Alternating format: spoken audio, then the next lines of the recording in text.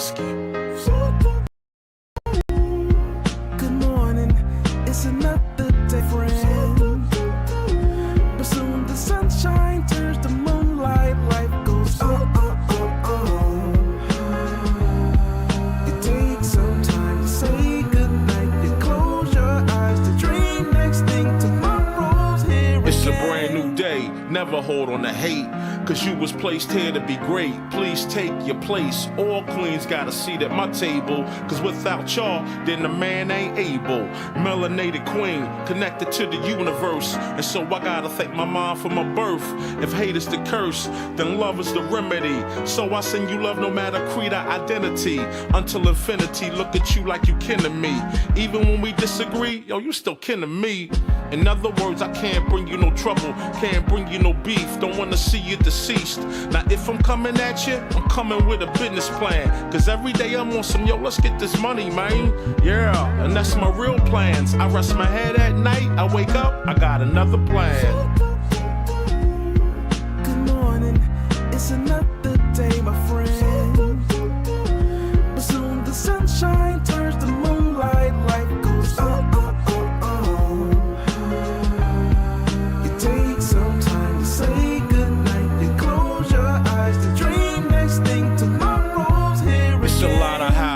Tell me why we don't get money together, but we'll kill each other over whatever.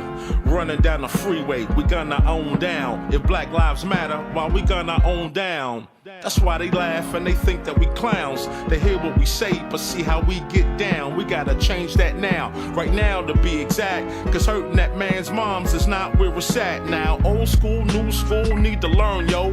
They put us in groups so they can make more dough. The young versus the old versus the young. Black versus white, you see the pattern, right? No unity, keep them all on some gutter-ish. This way they don't prosper and get rich. Yo, can't you see it's a trick? Just open your third eye and you'll see the full view of it. Now yo, what if the powers that be know that the real power lies within the people? That's us. And what if they using things like crayon colors, black and white, to separate the people? Hey, yo, you gotta wake up. Don't let them fool y'all. Spread love. Good morning, it's another day, my friend. But soon the sunshine turns to moonlight, life goes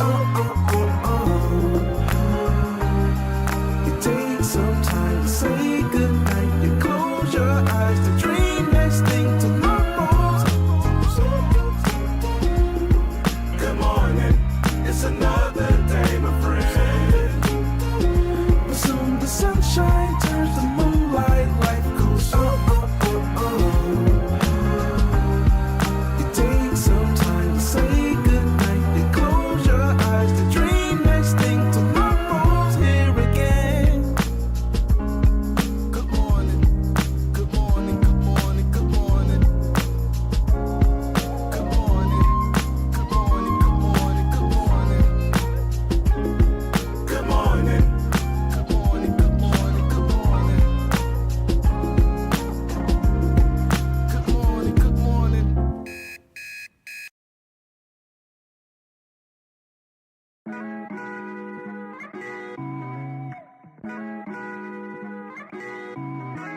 Yeah, yeah, we're real strong people. Yeah, yeah, we can do anything. Yeah, yeah, we can't be worried about what they say. My brother, my sister, just believe in yourself. Believe in yourself.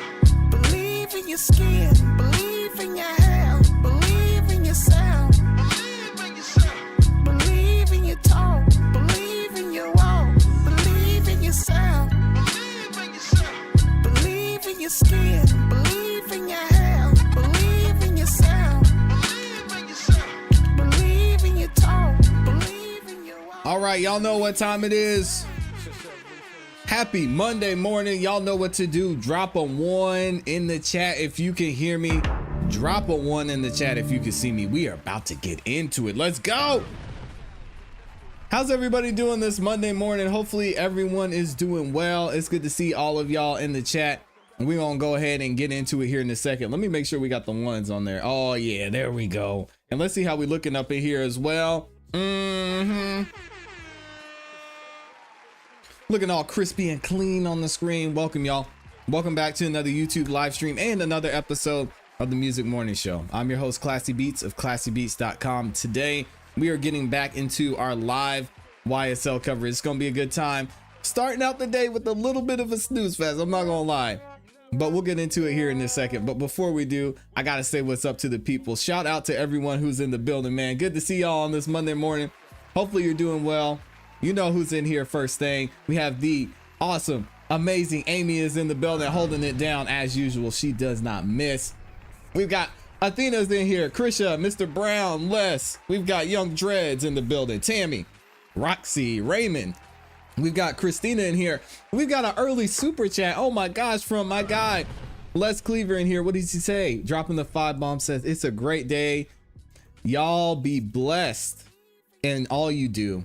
Amy, what can we do for you? As you do so much for others, you're a blessing to all you meet. Ain't that the truth? Shout out to Amy. And shout out to Les for blessing us early this morning.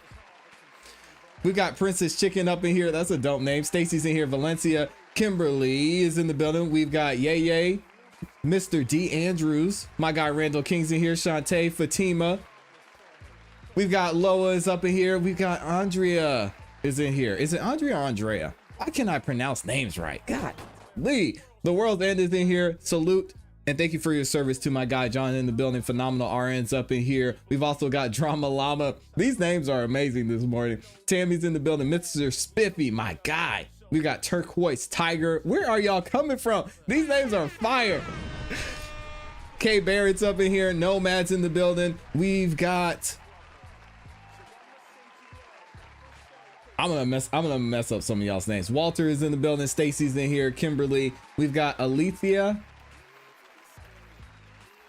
I apologize. Sassy and Sweet 20K is up in here. Carol Ann is in the building. Cordray, my guy, is up in here. Okay, I think I got most of y'all. If I missed some of you, just spam the good mornings in the chat and I'll make sure I acknowledge everyone who's in here. Thank you to everyone who's subscribing as well. We just hit 65,000 subscribers over the weekend, by the way. Doing YouTube things. Thank y'all for the support and all the love that y'all showed and the subscribers. Welcome to the channel. If y'all could do me one favor and then I'll go ahead and stop hitting sound effects and talking. If you could, make sure you like the video on your way in. Not only is it free, not only does it help the channel continue to grow, but it lets the YouTube algorithm know you guys are enjoying the show and it shares the video with more people. So before we get into the coverage, I did want to give you guys an update. We talked last weekend about Antonio Sledge, aka Monktunk, and he's having issues with Fannie Willis. Fannie Willis is trying to send a message and she is actually moving to revoke his probation. Now, there were a lot of things leading up to that. Obviously, he got on the stand and he said, yeah, those factual acknowledgments that I initialed and I heard and I agreed to verbally and by writing and signing, those weren't true. So he got on the stand, said all that. His lawyer got up there and said, yeah, you know, we looked at it, but we might have missed a couple of things. Fannie heard that. She heard Lil Woody. She heard Quindarius Zachary, and she's just sick of these witnesses getting up there and not doing what they're supposed to do. So she filed a motion to revoke Monktunk's probation, which was initially at 30 years probation. Now they're trying to convict him to the fullest extent of the law. So it's going to be interesting. There's a hearing coming up this Friday at 4 p.m. I don't know if it's going to be televised. I'm going to try and get some more information for you guys. If it is, we will definitely be here for that. So make sure y'all stay tuned in and make sure you subscribe, hit the notification bell so you don't miss if we end up going live for that. But I'll keep you guys updated. Let's go ahead and get into the coverage here because I know Jess Whitaker is ready to get in it. She had a long weekend, probably got her hair all did. So there we go. The state has requested not be shown. I don't know who's objecting or what the objection is. I objected initially to 3, but I narrowed that down to 2, Your Honor. Okay. Oh, let me see. And who are those? Let me look just one moment, Your Honor. And I think Law and Crime had a glitch again, but that's okay. We should be good. We're delay gang. Ooh, look at that cream suit. I like that, Thug. Shout out to Jeffrey Williams with the cream suit, looking fresh. An objection to Reed not being shown, Your Honor. Yeah, we're delay gang today. And also to Brock. Okay. And I'm just asking if they not be shown that the state meet the requisite showing laid out in the court's order for the reason for them not being right. shown. And Oh, the sound, thank you. Because all I got was the witness list. I didn't... Yes, Your Honor. I was going to ask if the parties could approach. Sure. Thank you, Your Honor. The sound should be good now. Y'all let me know how it sounds.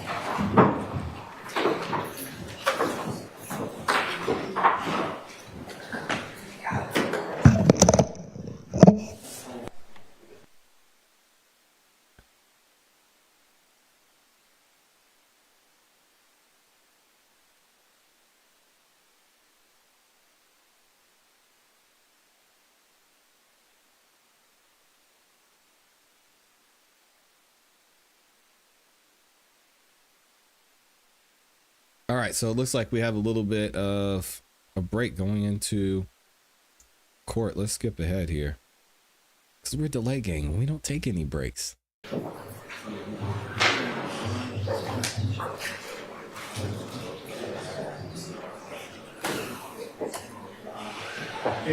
Okay, the sound is good. Yes, ma'am. Y'all don't have the list? It's Friday witness.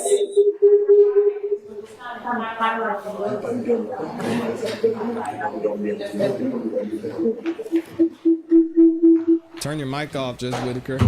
May I respond to that, Your Honor? Oh my gosh. Yes.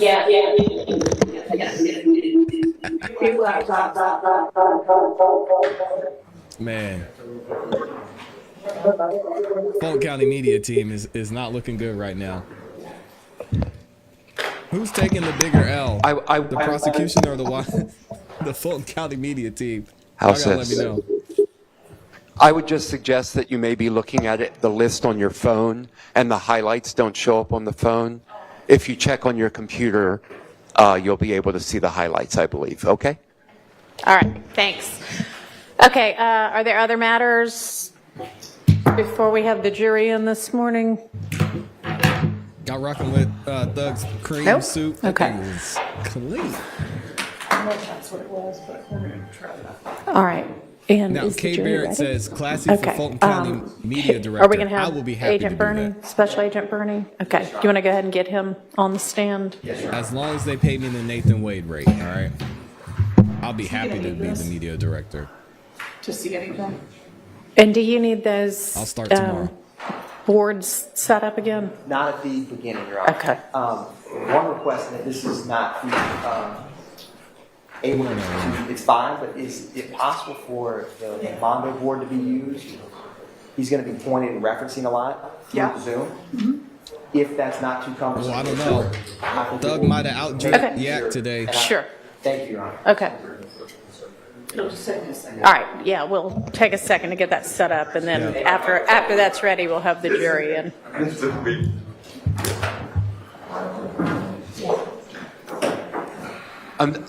Mr. Atkins, I'm sorry I missed that. Are you going to be using a board again this morning? I'm not going to be using the boards when I'm starting this morning. I may use them at some point, but I don't intend to start with them at this I'm time. fine with that, Okay. Kay Barrett. I'll work with Fanny and Love. My office door is gonna be locked. Now, will we be able to see the Mondo, what's on the Mondo board through Zoom still, or will it go just to this? Judge, it'll be the same thing that's on Zoom. The only thing that they won't be able to, that everybody won't be able to see necessarily is how he's pointing to it. Okay. Whatever's on the screen will be exactly the same as what's on All right, Zoom. thank you.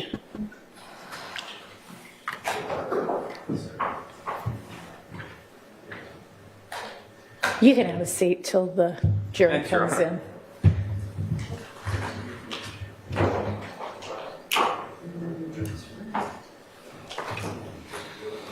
Man, y'all think Love got replaced?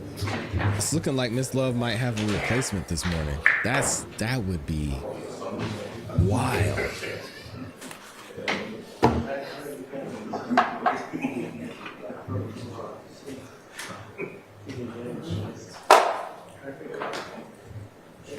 right, so we're gonna have Agent Bernie back up in here talking about some cell phone records, so y'all bear with us.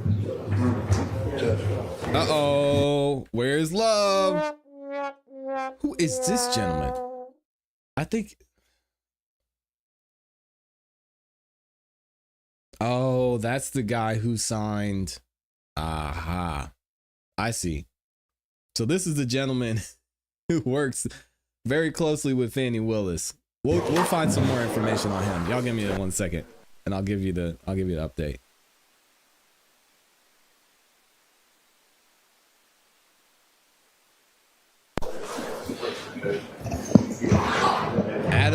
Adam Abbate.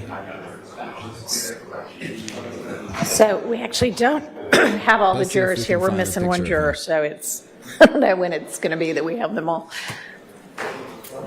It's not quite 9 yet anyway. Good morning, everyone. Your Honor, may I run out to the restroom? Sure. Okay, so if you all are wondering who this fine gentleman is, that is... Let me see if I can find him. That is Adam Abbate, and I know I'm pronouncing his name wrong. I apologize. But give me 1 second and I will give you guys more information on him. So here's a very blown up picture of Mr. Adam. Don't know why they have it zoomed in like that. That's a little, it's a little tough. But either way, here he goes. Adam Abbate. He is the Chief Deputy District Attorney, Major Crimes Division. Okay.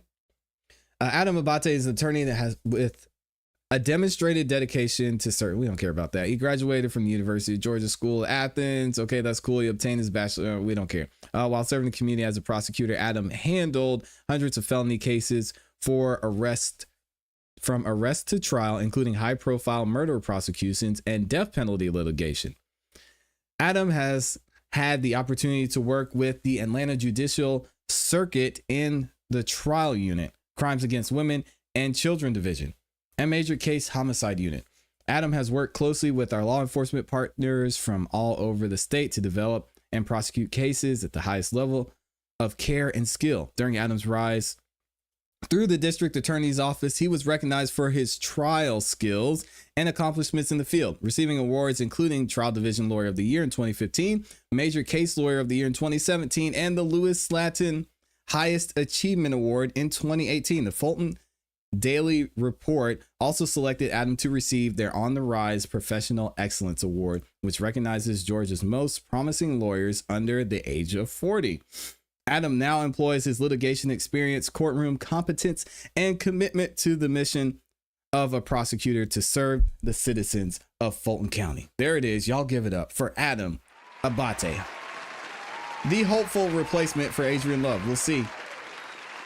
But the question is, where is Miss Love? Ooh. Oh, no. Good morning. Is this a dream come true? I don't know. Oh, we don't. Yeah, I don't know. Sergeant Ingram was going to check.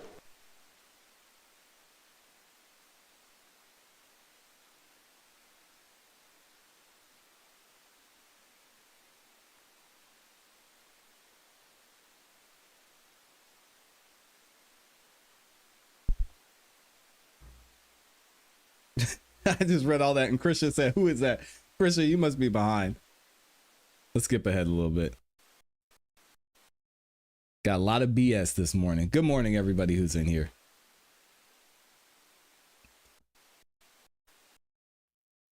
I just find it interesting that Fannie Willis replied to that email and said all those nice things about Miss Love, and now Miss Love is nowhere to be seen. Very interesting indeed. All right, come on, y'all. Killing me.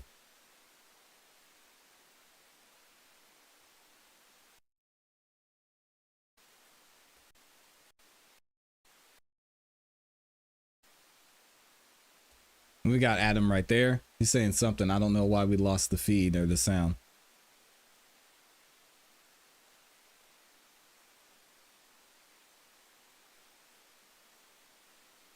Detroit's in the building. What up, though?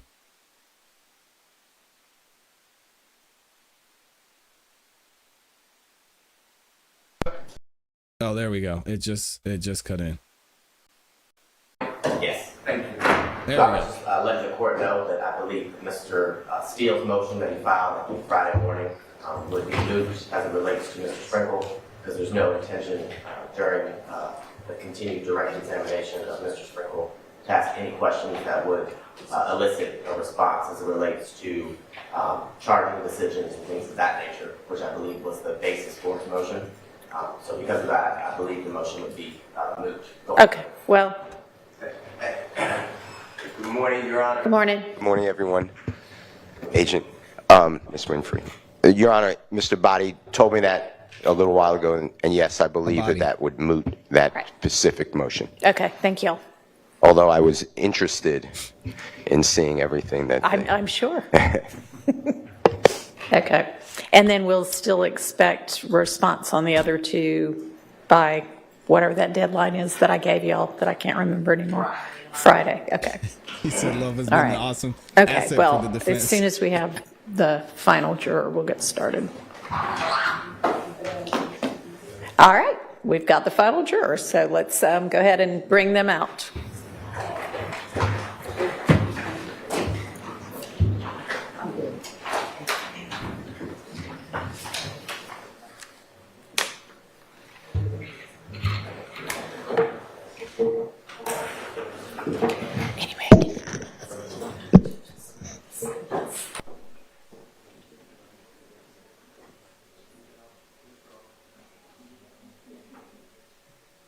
Interesting.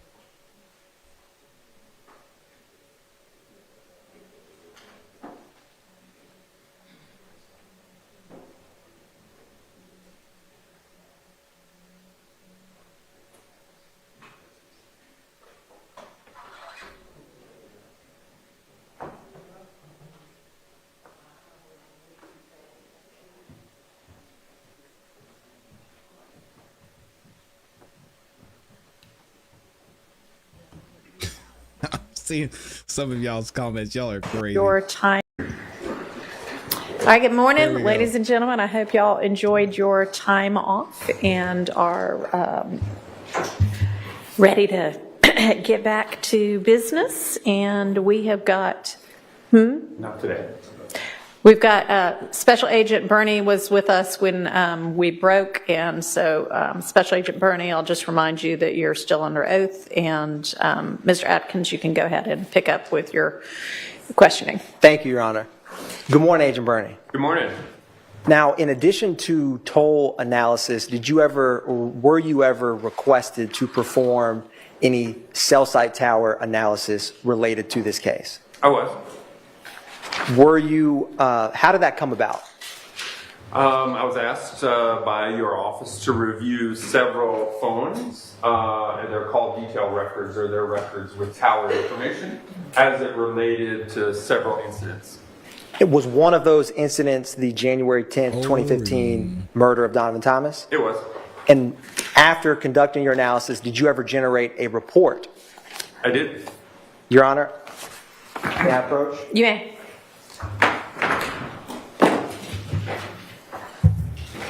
I am handing the witness what has been marked as 532 Yankee. Whew, that's a big report. Look at all his faces. Good Lord.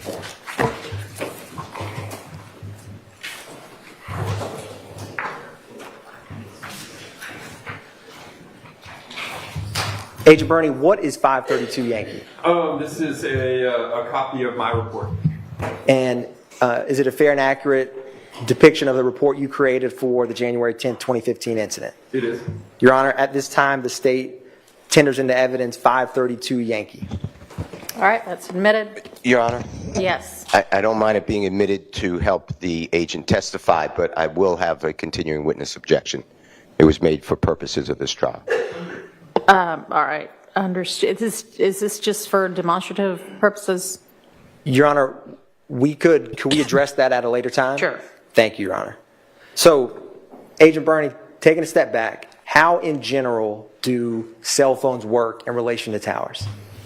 Yeah, so when a phone's on, it's scanning the environment, looking for the strongest clear signal, the best signal for the phone to use. And then when you're ready to place a call, the phone chooses the tower with the best signal.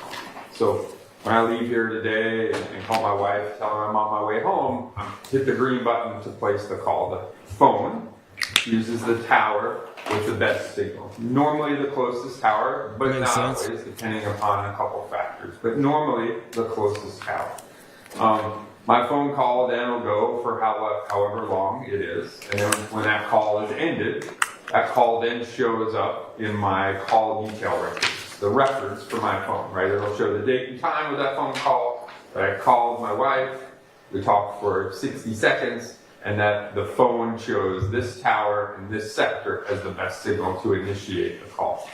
And then, as I continue to use the phone, more records are populated showing the towers and sectors used for those calls. Your Honor, the state is going to be publishing page 3 of 532 Yankee. All right. Here we go with the cell phone towers again. Yes, that's a body.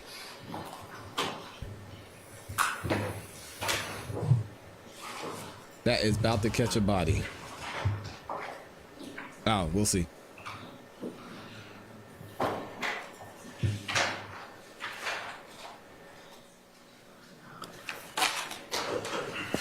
Now, Agent Birdie, can you describe how cell tower sectors work in relation to cell phone calls? Oh, they got the whole PowerPoint. Wow. This slide here, page here, shows the most common types of cell phone towers. So the ones on the left-hand side, the monopole, the lattice work, structural, the guy wire tower, those are the most common ones we see as we drive down the interstate or drive through downtown Atlanta.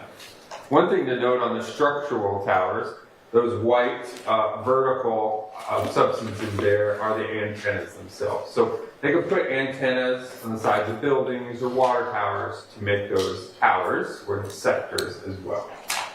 One thing to note is everything on the right-hand side is also a cell phone tower. Obviously we don't have a fake cactus here in Atlanta. This is from a park in Phoenix, Arizona. But it just shows that not all cell phone towers are created equal. Some are smaller, like That's a this fake cactus? That's wild. here, services a park or a region around a park. And some are really tall, like the lattice work or monopole tower. And Agent Bernie, in terms of analyzing call detail records, is there any significance to these different towers that you just went through for the jury? Yeah, so depending upon the type of the tower and the tower density, meaning where lots of towers are, depends on kind of the range of the tower, right? Where more people live and more people work, there's going to be more towers. As we get into the rural parts of our state, there's going to be less towers. So, a small tower like this fake cactus here, obviously is going to service a small area versus a really tall monopole or lattice work tower that could be 150, 200 feet tall is going to have a much larger area for coverage. Agent Bernie, how are cell towers put in and how are those locations chosen? Yeah, so it really depends on, again, where people live and where people work. They want to be able to provide coverage to all the areas. So that way, when we want to use our phone, we can. Obviously, if we have AT&T and we don't have service in a certain area, we probably won't have AT&T for very long, right? We'll switch to another provider.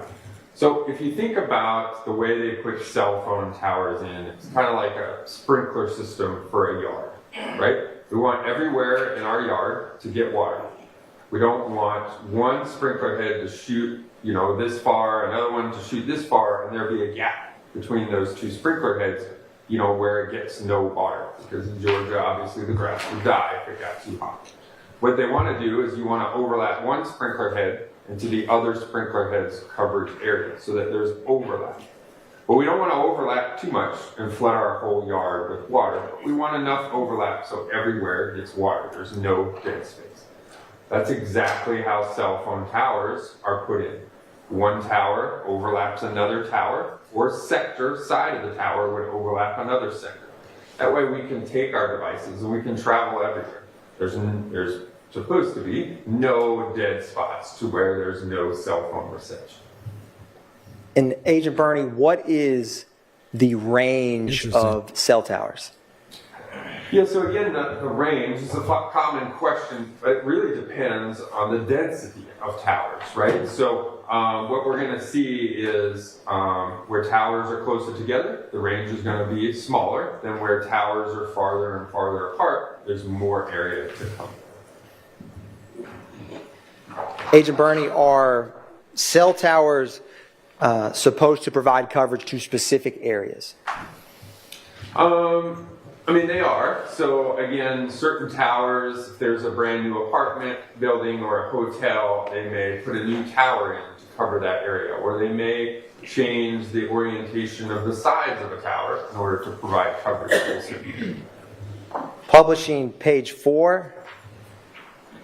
Agent Bernie, can you describe for the jury what cell tower sectors are? Yeah, so again, when a provider wants to provide coverage in an area, they put in a cell phone tower, right? A single tower, and that provides coverage in a 360 degrees. Well, in order to get more customers to use that tower, they take that one tower, which covers a full circle, 360 degrees, and they divide that into 3 equal parts. That makes each side or sector approximately 120 degrees. And that allows basically 3 times the amount of users that a single pole, if it was just one antenna, would be able to do. So what we see here is on the left-hand side, the triangle shape in the middle, that's the cell phone tower. And this would be us sitting above the cell phone tower looking down. So in this sector, in this illustration, again, we see sector number 1 or side number 1. The middle of it points towards 0 degrees. And again, since we know each side or sector is approximately 120 degrees, again, 360 divided by 3 gives us that 120. We know if the middle is at 0 degrees, that sector services 60 degrees to the left and 60 degrees to the right of 0. So that gives us the general left and right boundaries of a cell phone sector. One thing to also note is that each tower and sector is uniquely numbered, meaning if we're looking for T-Mobile tower 1, 2, 3, in T-Mobile's tower list, there's only one tower labeled 1, 2, 3 in their entire network. And then it tells us the orientation or the direction in which each side or sector points. So it's like a fingerprint in the network. It allows us to know exactly the tower and the side of the tower that was used by each phone. And Agent Bernie, for all of the cell phone providers that you analyzed for this case, do they all indicate which sector a tower was used for a specific call? So it depends upon the records. Most of them do. Some Sprint devices based on how they recorded information. So each cell phone provider keeps their records slightly different. And when they change from 3G to 4G to 5G, they oftentimes change the way they keep their records. So there are some records for Sprint that would only show a tower information. It won't show the side. But we'll talk more about that when it shows up in the analysis. Publishing, page 5. So, Agent Bernie, how can you describe for the jury, using this illustration, the orientation of sectors? Yeah, so again, in this instance, if we look on the left-hand side, I realized this they is how we're overlapped going like to that, too. take It's interesting. the information from the call detail records and the tower list and put it on a map so that we can see a general area where a device was when it had an activity. So again, on the left-hand side, the triangle shape is the tower. This is us above the tower looking straight down. And we see, in this case, again, it used side number 1 or sector number 1. Oops. And what we've done now is we put a red line on the left-hand side of the boundary and a red line at the right-hand side of the approximate boundary of the sector. And then we've kind of shaded the area in the middle to say, hey, we're looking between these 2 lines there. That shaded area, that doesn't mean that's what the coverage of the tower is, nor does it say, hey, the phone is located inside that shaded area. Again, it's just showing that's the side or sector of the tower used. On the right-hand side is what you'll see how it's going to be shown on a map. Again, we have the red line on the left, the red line on the right to show the approximate left and right boundaries. You see where the points of the V kind of meet at the middle. It's hard to see, but there's a green dot. That's the cell phone tower right there. And Agent Bernie, do cell phone provider companies ever share towers with one another? So they can share towers, but they never share antennas. So think of phones as children, right? We teach children don't talk to strangers. Well, that's exactly what happens in cell phone networks, right? T-Mobile only talks to T-Mobile phones. Verizon only talks to Verizon phones. So again, a phone company could share a tower. There could be one tower in a spot that everyone really likes, and there could be T-Mobile antennas at the top. Next tier could be Verizon, and the next tier down could be AT&T.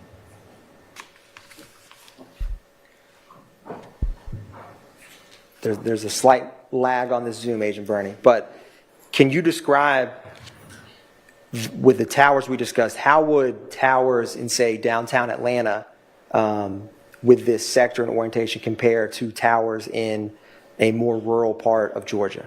Yeah, again, where more people live and more people work, there's going to be more towers. So those towers, again, more towers kind of limits the range of each of those towers. Because again, we don't want to overpower towers by other towers. But that being said, not all cell phone towers are created equal. We saw in the picture, there's really tall latticework towers, right? And then there's smaller fake cactuses, right? Where they can put antennas. They do here in Atlanta. They put antennas on the sides of street corners. And that just covers like a certain block. Maybe there's a popular place for people to hang out or businesses or whatever, so that can cover a small area. So on some of the maps, you're going to see a lot of dots closer together.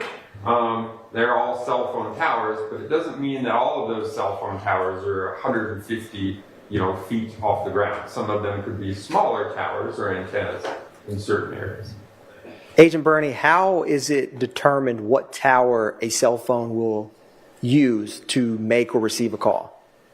Yeah, so again, when the phone's on the network, not being used, it's scanning the environment, looking for the best signal. And the phone then chooses that tower with the best signal to start the phone call. Will the strongest signal always be the closest tower? Not necessarily. Again, cell phone and RF energy is based a lot on what's called line of sight. So as long as the tower can see the phone and vice versa, the phone can see the tower, it's going to be good. Now, some towers are taller, and their line of sight is farther than the ones that are closer to the ground. So again, the phone is going to choose the tower with the best signal. Normally, one of the closest towers, especially in an urban area like downtown Atlanta, may not be the closest tower. And Agent Bernie, say you're traveling down the highway, how is it that your phone will decide or choose to change towers at some point? Yeah, so again, the phones are always scanning the environment, looking for the best signal. And if you're in one spot here, your best signal could be this tower on the left-hand side. But as you move down the block, you're going to get closer to the tower on the right-hand side. The signal strength and other factors would determine that the phone would choose the tower as you get closer to it on the right-hand side.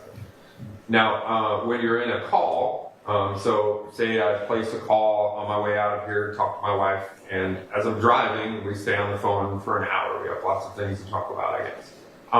But the phone is going to choose the initial tower and sector for the call here. That's going to go in the call detail records as the first tower used, because that's where the phone call was initiated at. But as I drive an hour towards my house in Auburn, Alabama, the phone's going to jump different towers based on the signal strength. And those choices are made by the network, meaning my phone says, hey, I'm I'm leaving the tower that's close to the courthouse, now I'm getting closer to the other tower, and the network says, okay, switch to that tower. That will also potentially, based on the provider, show up in the call detail records. Not all providers keep every single tower that your phone uses from here to Alabama. Some just keep the very first tower. Agent Bernie, going back to coverage area, how are you able to estimate, generally speaking, the coverage area of a tower? Yeah, so again, it's based on the other towers and sectors that are in the area. So obviously, in an area where there's not as many towers and sectors, we can see a general area. In downtown Atlanta, where there's lots of towers, again, not all towers are created equal. Some are really tall, some are really short. So that kind of general area gets a little bit harder to determine, an exact area based on that.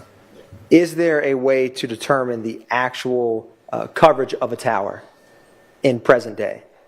There is. Can you describe that for the jury? Yeah, so we have some equipment that we use that was recommended by the phone companies, the same kind of equipment that they use to, find dead spots and other things. So we put this equipment on a vehicle, and then we drive around the area that we're trying to map the coverage area of the tower. It's called the drive test.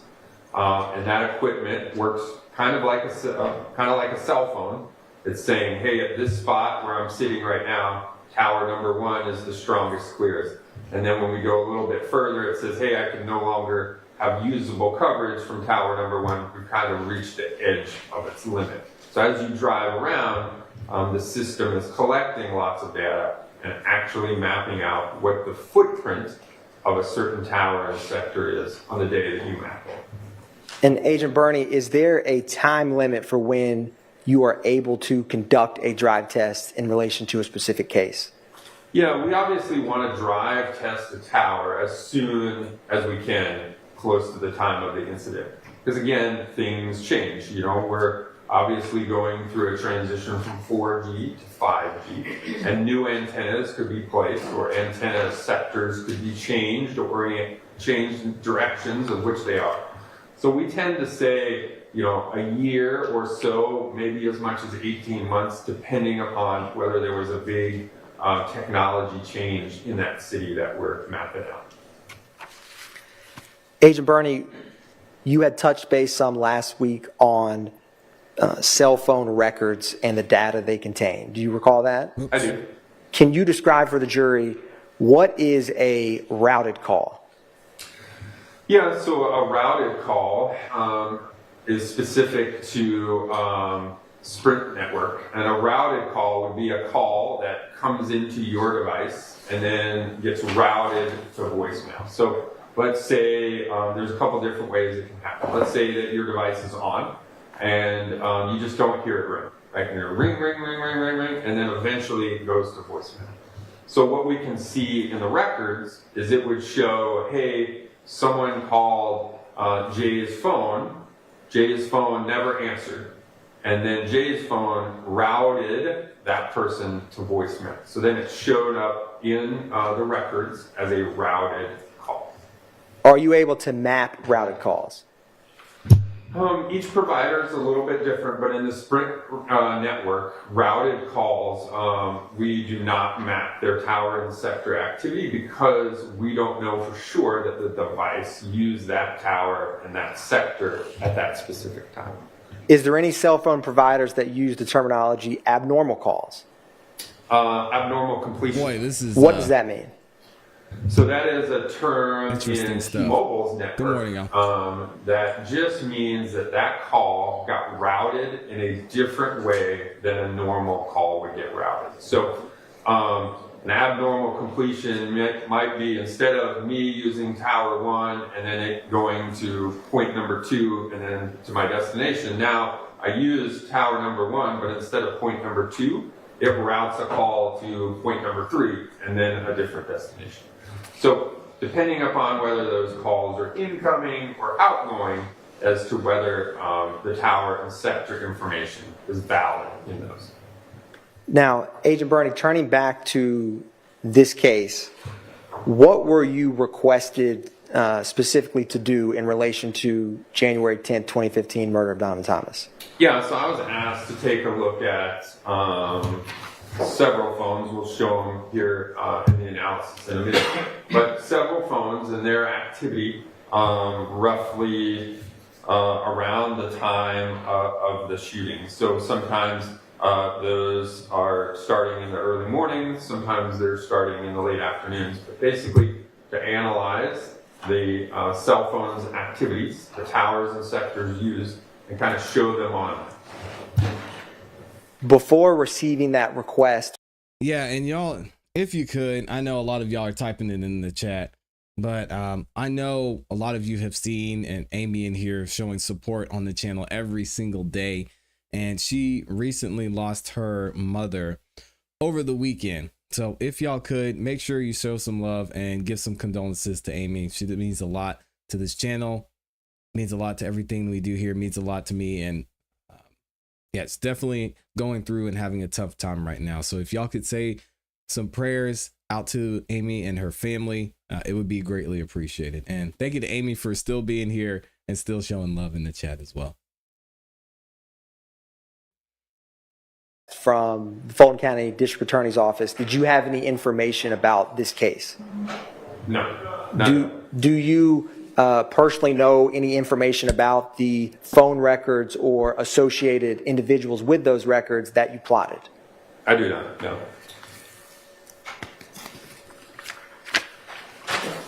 I'm going to publish slide 7. Or I'll take one step back, Agent Bernie, on slide 6. So can you explain for the jury, using this illustration, when you generate this report, what do all, how are the slides and the calls shown on your report?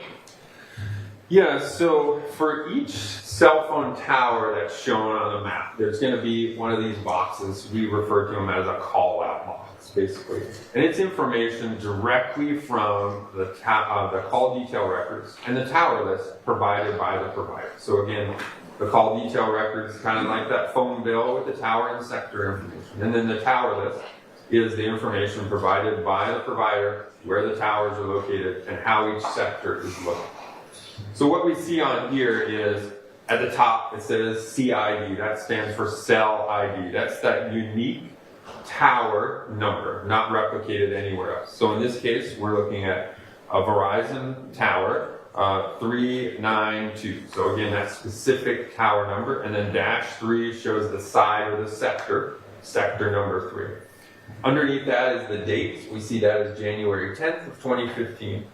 And then underneath that is going to be the phone number for the activity on this tower. So in this case, it's going to be the phone number ending in 6080.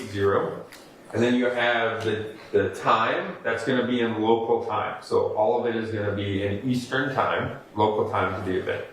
It'll say the type of activity, was it an incoming or outgoing call? You see that there. The next number there where it says 270, that shows the side of the tower used and the compass heading of the middle of that side. For sure. Meaning, we know that it used sector number 3. We see that at the top in the CID box. What we can tell, based on the tower list, that sector number 3, the middle of it, points towards 270 degrees. That's where that 270 is.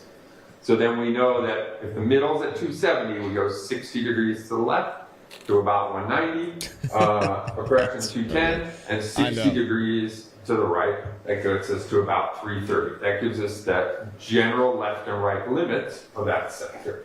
The other phone number involved in the phone call will be listed there. In this case, it was a number ending in 2643. And then if there was an associated name given to me by law enforcement as to who was using the 2743, the other number associated, that name will be put in there. So in this case, it's Calvin Treadwell. So again, what we can see from the call-out box is we can say, hey, the phone number ending in 6080, the number we're looking at, had an incoming call on January 10th at 7:38 p.m. It used tower 392, sector 3. That sector points towards 270 degrees. We see it there, and it came from the tower list. And that incoming call was from a phone number ending in 2643 associated with Kelvin Trippo. So all the data that we would need to map all the activity is listed in that call out.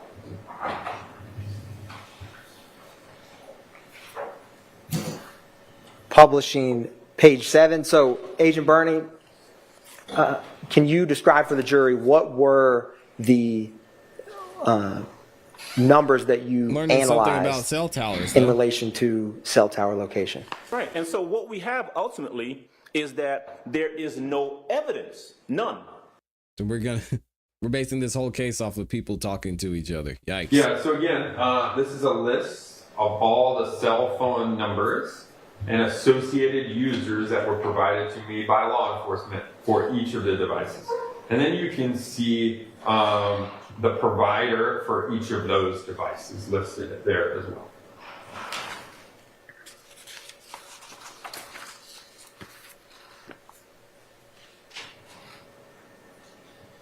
Make sure there are no phone towers near a property you may live in. That's something. Agent Bernie, I want to ask you before we continue too, can you describe for the jury what records the FBI CAS team was utilizing in 2015 to analyze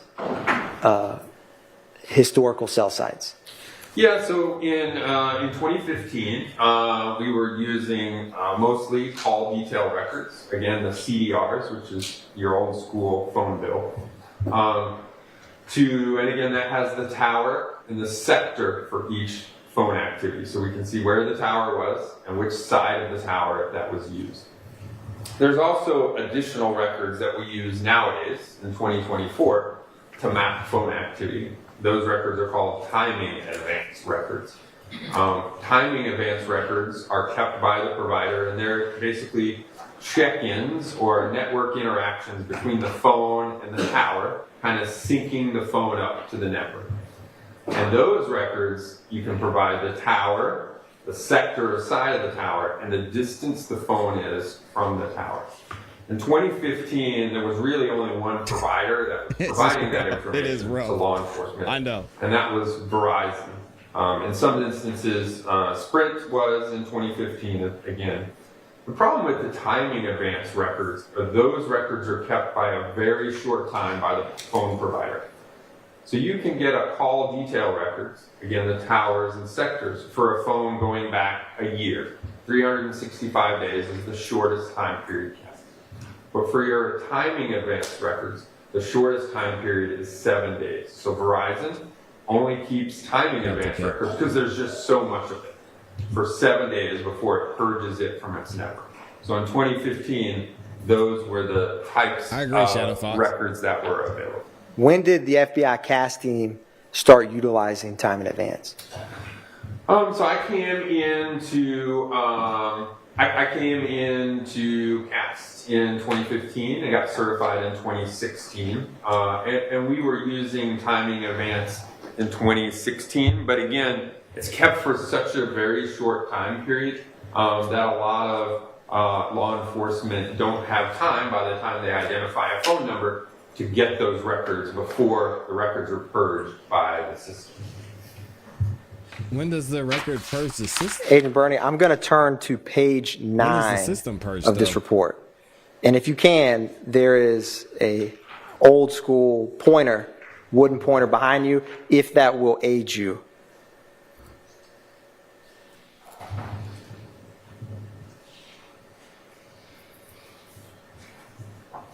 So, Agent Bernie, was one of the cell phones you were requested to analyze a phone number ending in 5991 associated with a Kenneth Copeland?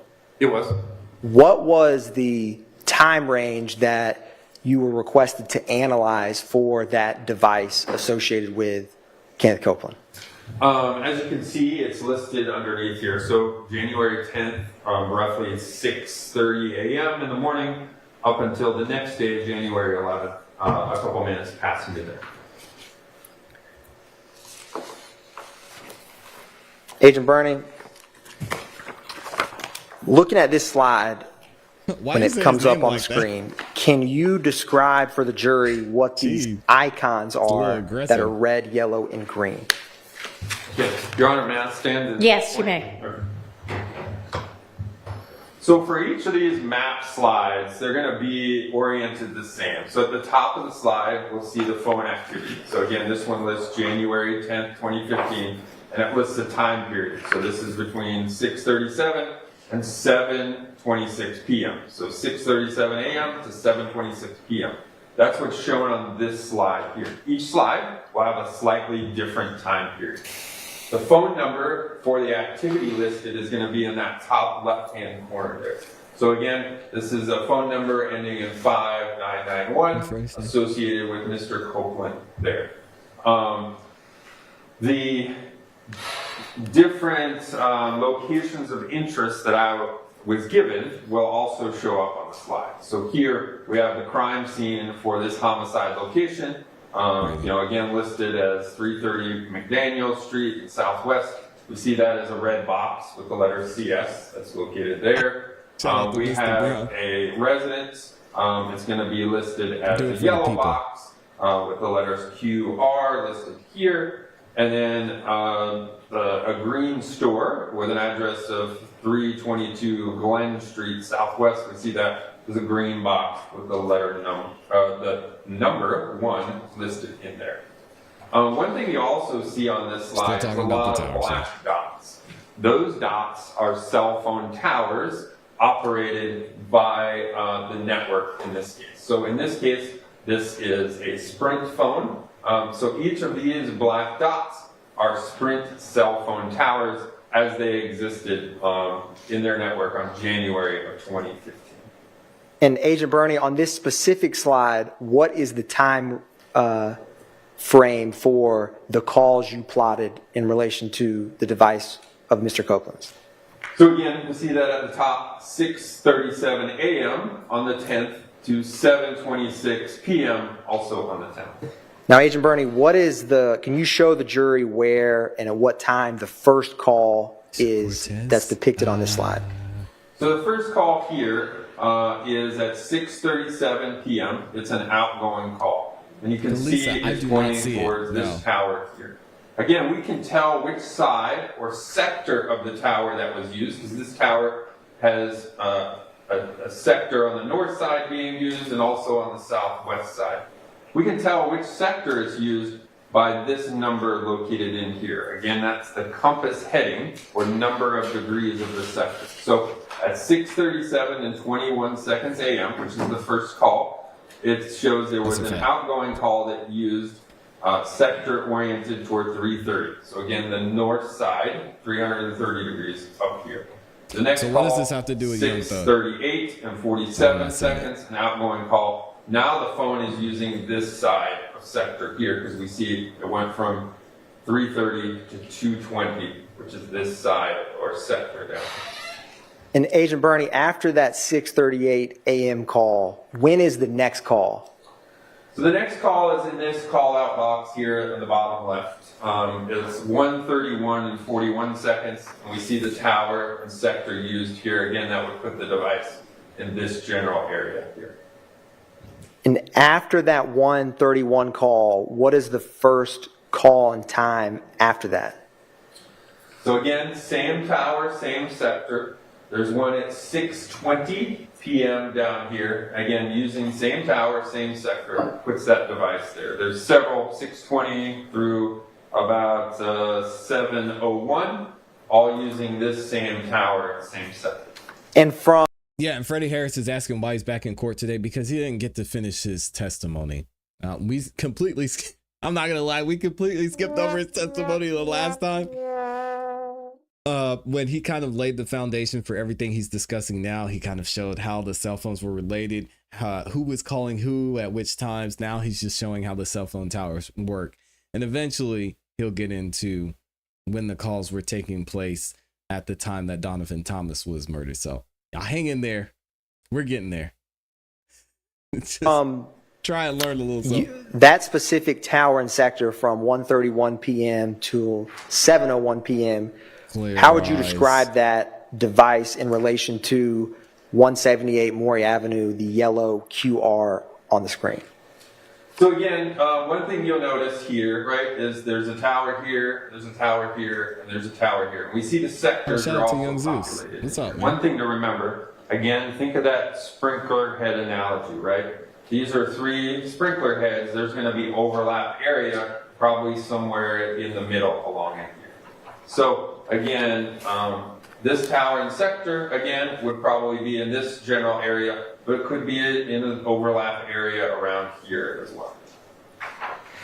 And Agent Bernie, after that 7:01 p.m. call, what is the next call and tower location?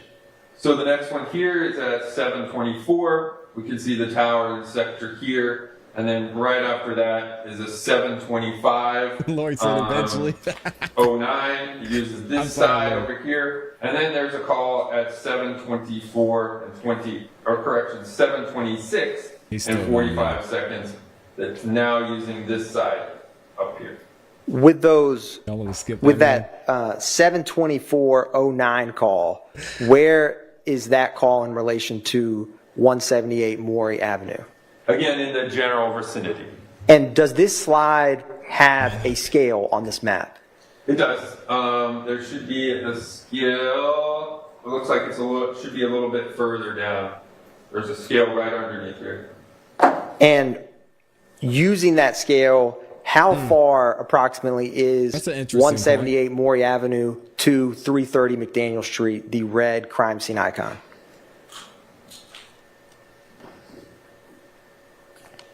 So straight line distance between this and here is approximately 5 kilometers or about 3 miles. Again, straight line distance.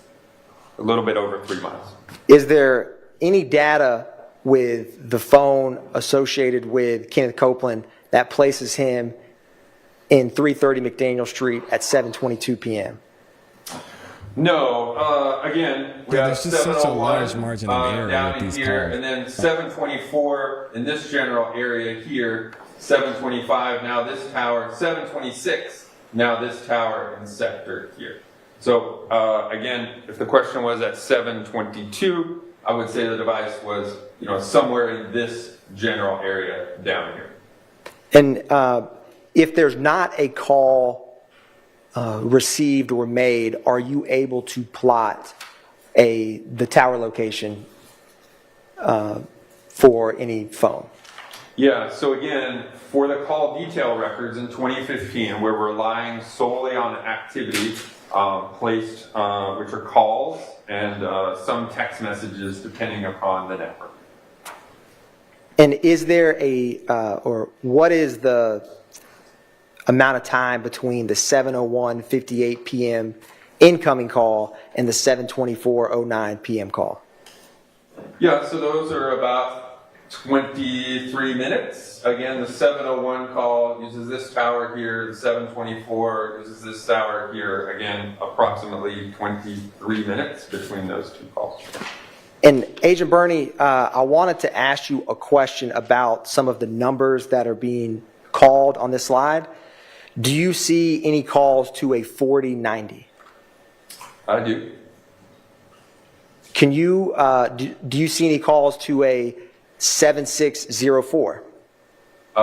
Yes, there are. There's several right here. 7604, 7604, and then there's some over on this side as well. How many of the calls are between the device associated with Mr. Copeland and the 4090 and 7604 on this slide? Total combined? Combined, yes, sir.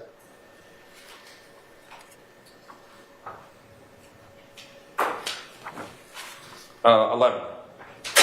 And in total, how many total calls are there on this slide?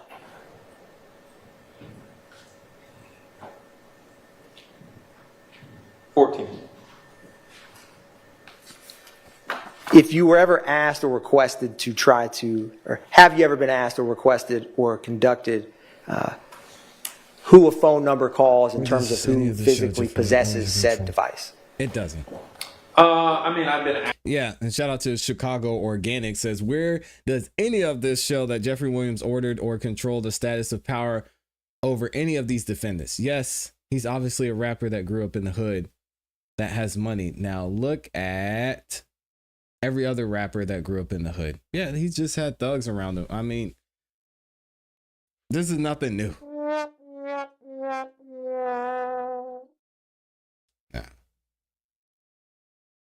Asked to put together basically a calling, analysis. So, hey, who's the most called number by this device? And then we look up that device and it's, this individual. And therefore, hey, if that's the most common called by the phone number in question, then, maybe it's someone important to that phone. So yes, we've done some basic toll analysis. Agent Bernie, I'm going to publish slide 11.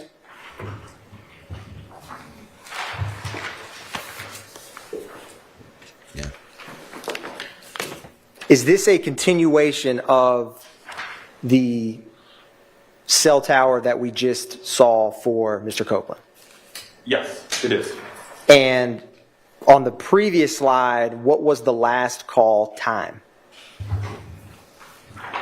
On the previous slide, 7:26 and 45 seconds was the last one. And then the next one on this one is 7:28.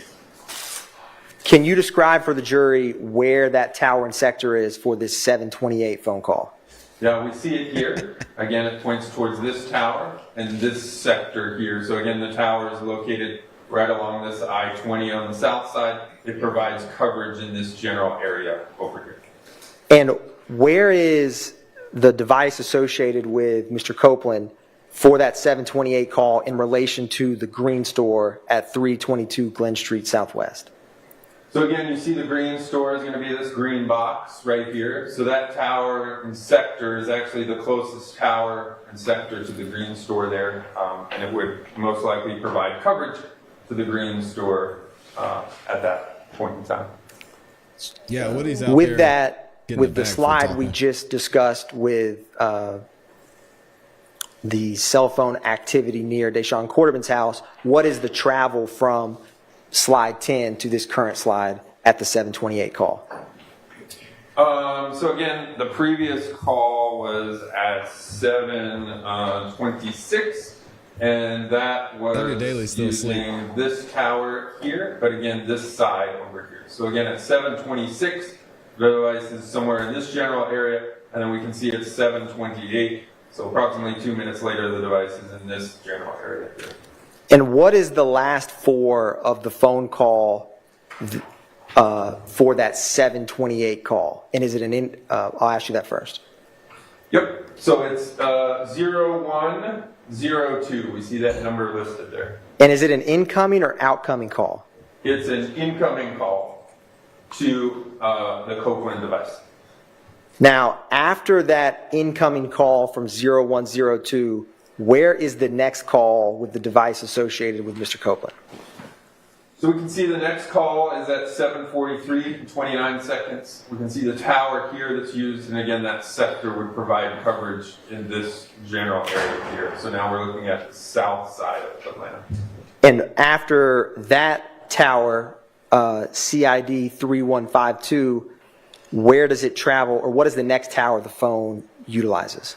Yeah, so then the device travels to this one down here at 7:49. You can see the tower and sector used here. And then there's, I think it's cut off on the Zoom part down here, but there's another tower and sector used at 7:51. That's south of that. So again, basically at 7:28, the device is in this general area, and then it starts to move southbound, ending up down here at 7:51.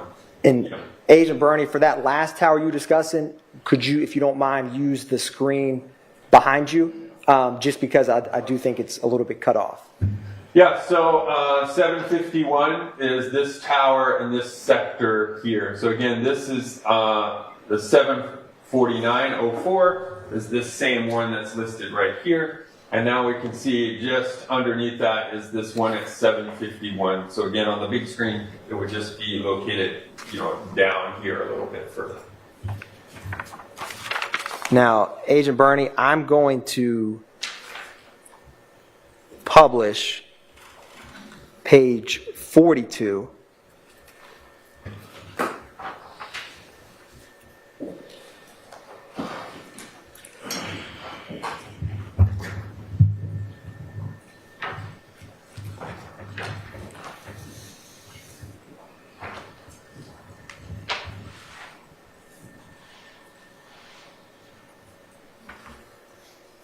Agent Bernie, can you describe for the jury, you see this says 678-278-5991 has one event? It does, right here. This tower right here. And is that the same call we were just discussing? It was. You can see it as 7:51:36. And what is that orange M icon on this slide? So that orange icon there is a location of a McDonald's at 150 Cleveland Avenue Southwest, Atlanta. So when that 751 call was made, where was the device associated with Kenneth Copeland in relation to the McDonald's at 150 Cleveland Avenue? So again, it's in this general area here. It's within the tower and sector that would provide coverage to the McDonald's. Going back, Agent Bernie, to the slide we were just discussing, and while I'm pulling that up, how do the icons get populated on your report? So locations are provided to me, either a street address or a latitude, longitude. Those go into our mapping software, and then we put them on the map. And we can basically show which icons on the maps we want to show and which ones we do not, based on the time. So that way, if we, in this case, obviously I was last asked to look at this incident, but several others. So there were dozens of icons. So if I kept them all on the map, it would get kind of confusing as to what's relevant and what's not. So we're able to follow off ones that are not relevant during this time period.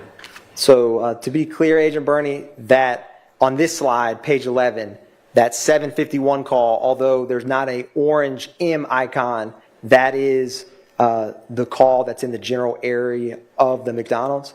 Correct. Yeah, we're gonna have McDonald's, a full day of Mr. Bernie. So icon, if it was on there, would show up right here. Stay tuned. Basically near the intersection of these two roads right there. So, Agent Bernie, what is the last four of the call that the device associated with Mr. Copeland makes at that 7:51 p.m. call? The last four are 0102.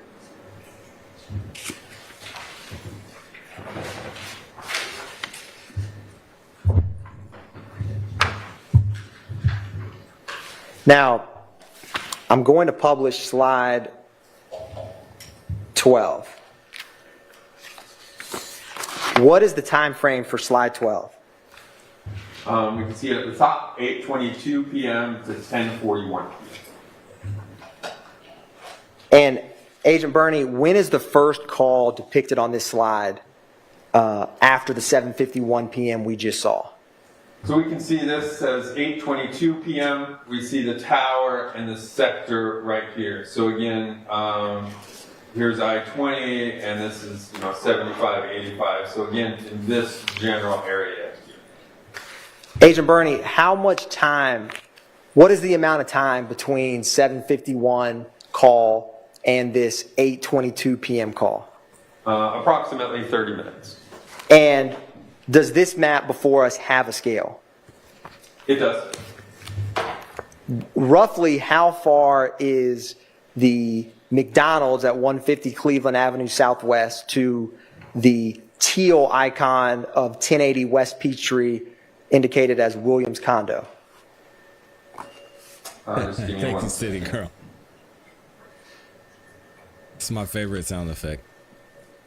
Let me see. So straight line distance is about 8 or 9 kilometers from the M here to this WC here, which again stands for the Williams Condo. So approximately 9 kilometers, which maybe 4 miles and some change. And is there any major highway between 150 Cleveland Avenue and 1080 West Peachtree Street Northwest that's depicted on this slide? There is. You can see here is the 85 down here, 75, 85 kind of interstate. Can you show the jury the tower and sector for this 8:22 p.m. call from the device associated with Mr. Copeland? Again, it's using this device here. It's using this tower, I'm sorry, right here in this general area. And Agent Burney, with the gap of time we just discussed, if the device was traveled from the McDonald's at 150 Cleveland Avenue to 1080 West Peachtree Street and then has that call at 8:22 p.m., how would you, what are your, how would you, is that possible? Are you asking is it possible from the 751 to get from the McDonald's to here and then here at 8:22? Yes, sir. Okay. I mean, I would say it's probably possible. I think 751, again, there's 30 minutes. This is approximately, we're going to say 4, almost 5 miles there. So, yeah, I think in that time period, you could potentially get from here to there to back into this general area here. And how far approximately is that tower location at the 8:22 p.m. call to 1080 West Peachtree Street?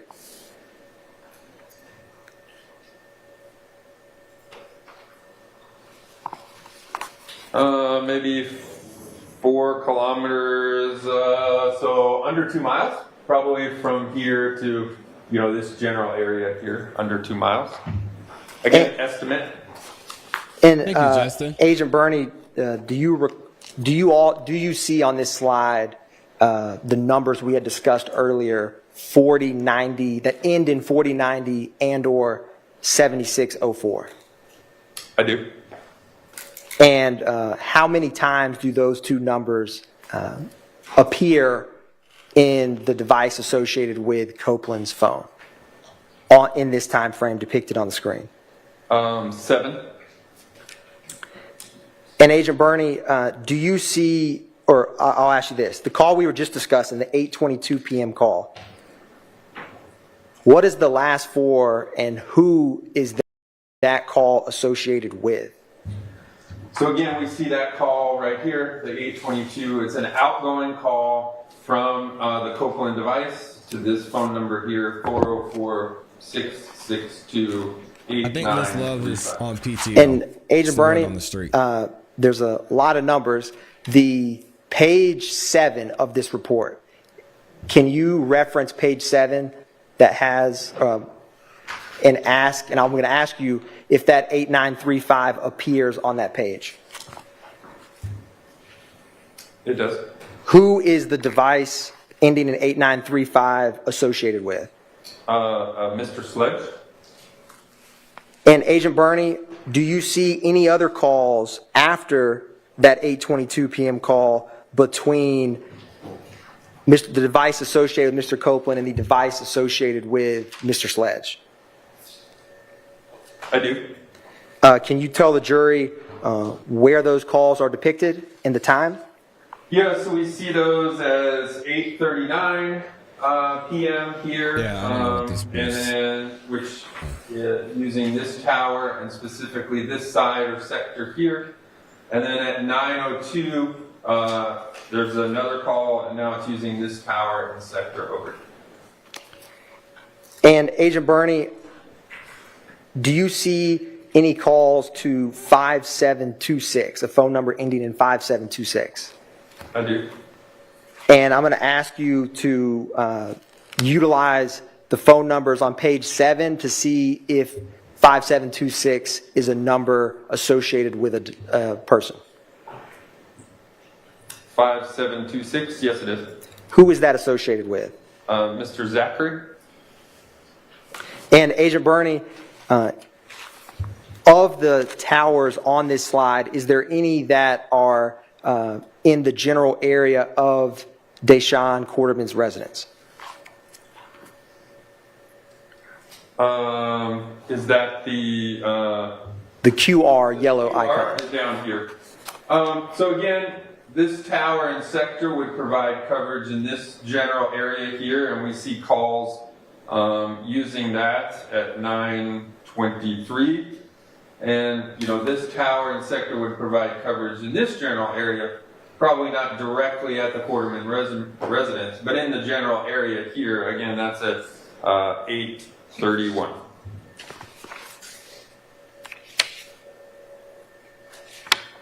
The only way, Angelique, it does is it shows that they called Thug and then they met up with Thug because their cell phones were all in the same area. But it doesn't show his involvement, which is the annoying thing. And one of the things that's killing me because, I mean, they could have met up with anybody. Is it a coincidence that they met up with Thug after they killed someone who allegedly had beef with him? Maybe not, but still, it doesn't prove anything in my opinion. And as a juror, I'm not seeing it at all. At all. Agent Bernie, what is the last call depicted on this slide? And can you show the jury where that tower and sector is located? Yeah, I'm so sorry, the last Claudio. That's call fine. is at 10:41. An incoming call here. You can see the tower and the sector. Again, puts the device now kind of north and west of Atlanta in this general area. Agent Bernie, I am publishing slide 13. What is the time frame depicted on this slide? So we can see at the top, this starts at January 10th at 11:06 p.m. and goes into the 11th at 12:07 a.m. And Agent Bernie, can you walk the jury through, with the towers depicted, the movement or travel of the device associated with Mr. Copeland in this window of time? Yes, so the first activity is at 11:06. We see the tower and sector here. Again, that would put that kind of in the downtown Atlanta area. The next call and sector we have, or tower sector we have, is up here near the Williams condo location. That's at 11:14. That would be the Sky House. 11:17. Then we see the device now is moved again southbound, 11:24 p.m. We see the tower and sector that's used here. And then the last tower and sector we have is this tower here. It uses both the north side and the south side. Approximately 11:44 p.m. till the last call of 12:07, which you guys can see here. So again, in this general area here, 11:44 to 12:07 a.m. And Agent Bernie, the tower at the top, CID 3102, is there two calls, the first being at 11:14 p.m.? There is. And where is given that tower location, where is that tower in relation to 1080 West Peachtree, labeled as Williams condo on this slide? Yeah, so again, you can see the Williams condo with the address. It's square right here with the WC in it. Again, this is the closest tower and sector in that area. And Agent Bernie, do you see any communication between the device associated with Copeland and the device associated with either Mr. Sledge or Mr. Zachary on this slide? I do. And how many times from this window of 11:06 p.m. to 12:07 a.m. does the device associated with Mr. Copeland have some communication with the device associated with Mr. Sledge or Mr. Zachary?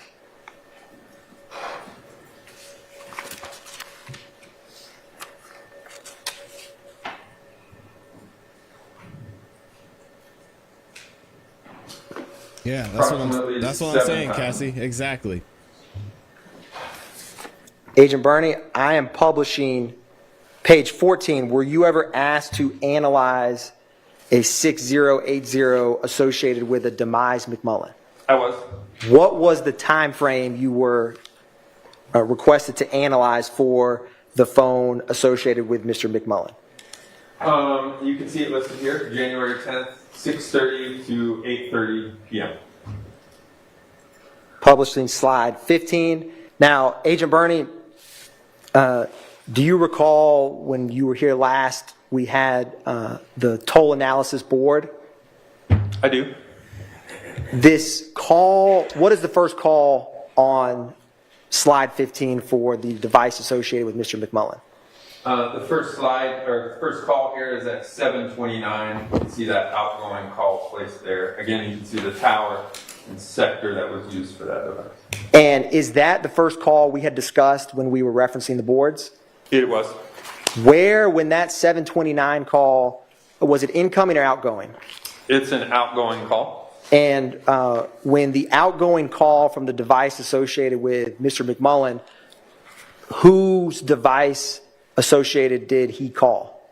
So as you can see here, it's an outgoing call to 3904, device associated with Mr. Williams. And when that call was made, where was the device associated with Mr. McMullen in relation to 1080 West Peachtree Street associated with as Williams condo? Yep, so you can see the Williams condo there. Again, you can see the tower and sector there. It's in close proximity. Again, that tower and sector would be in the potential coverage area for that condo. And is there two either calls or attempted calls after that 7:29 p.m. depicted on this slide? There are. Can you describe for the jury where they are and whose associated device was they were to? Yep. So we see them here. 729 is the first one, and then there's 730 and 731 and 731, both two outgoing calls. One thing you'll notice, these are Verizon records. We can tell based on the red boxes here, red is associated with Verizon in our system. One thing you'll notice is the seconds. All these show 00. The records sent by Verizon only had the hour and minute. So again, no seconds recorded in their records. So these calls weren't placed at the exact same second, but they were placed in the same minute, 7:31. My system just shows seconds on it. I just realized that in this time period in 2015, the Verizon seconds are all going to show 00. So we have, during the minute of 7:31, we have two attempted outgoing calls placed by this device associated with Mr. McMullen, and both of those go to device ending in 8008, Mr. Bradford, associated with. And y'all are making some great points in the chat too. Cassie says, of course they all called Thug and met because they were all leaving for Miami the next morning. Thug had a concert and he was going on tour and it was scheduled, and he just said, "Oh, y'all can come with me if you need to lay low." Then Chicago Organic says, "Wait, I'm really confused now. Miss Love misrepresented the fact that Young Thug and the gang ran to Miami after this murder to lay low, but he literally did a concert. How is that laying low? And last time I checked, concerts weren't last second things. They are not. This had been planned. They mentioned this. So unless they said, hey, we're going to kill Donovan Thomas the night before we go on a tour, like, what? It doesn't add up." And Agent Burney, are those three calls Especially that with we just Travis discussed, Scott. are they That's a all the fact. same tower and sector location? They are. Now, after that 731 call to the device associated with Mr. Bradford, where is the next tower? So again, we have this one here not done at either. 731, Still power and sector here, again, this general area. The next one here is at 738, and here's the general area of that device there. So it's moved from this spot southbound. And that 738 call, is that outgoing or incoming?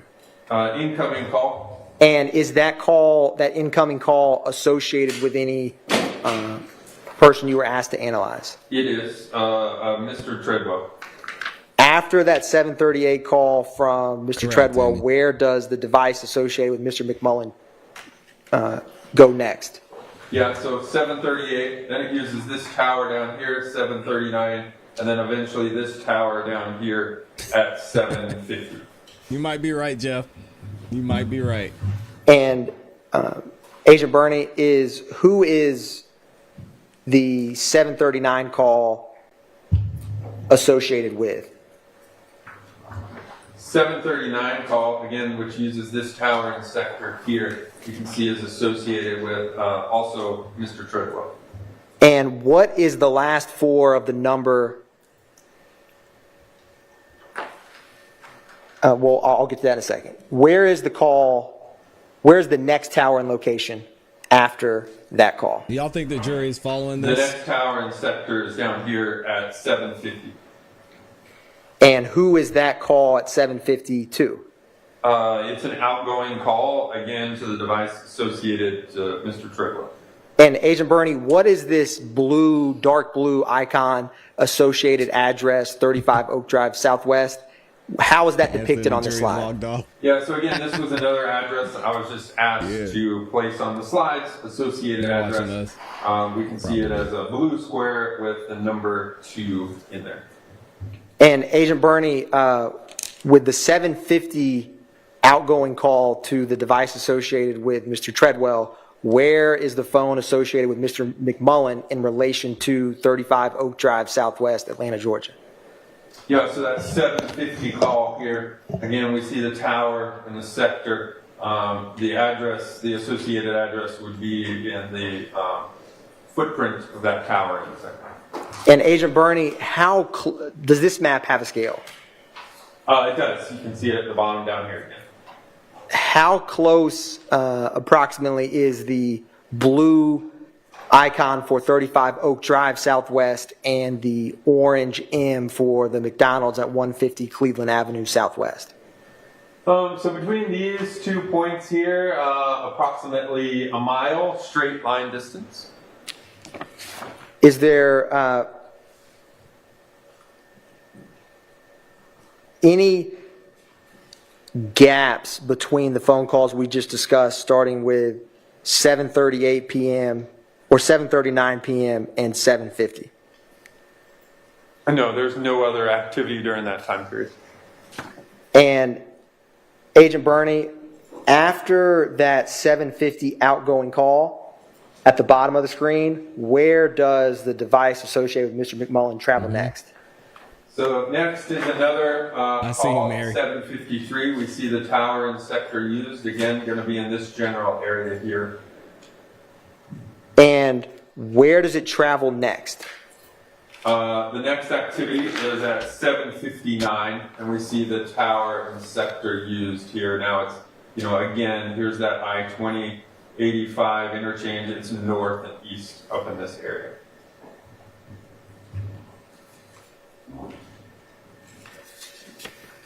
So in general, Agent Burney, from that call at 7:29 p.m. till the last call depicted on this slide at 7:59 p.m., what is the general direction of travel for the device associated with Mr. McMullen? So the device has activity in this general area the last time at 7:31.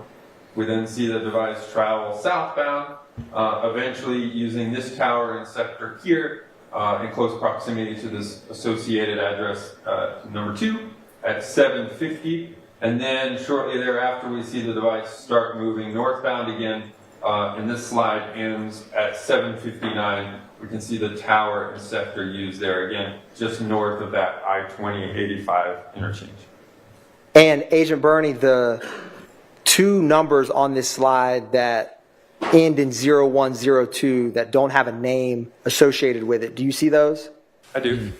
Thank you, Tammy. Appreciate that. Is that or is that not the same phone number that the device we looked at of Mr. Copeland interacted with when at 7:51 p.m.? It is the same phone number, yes.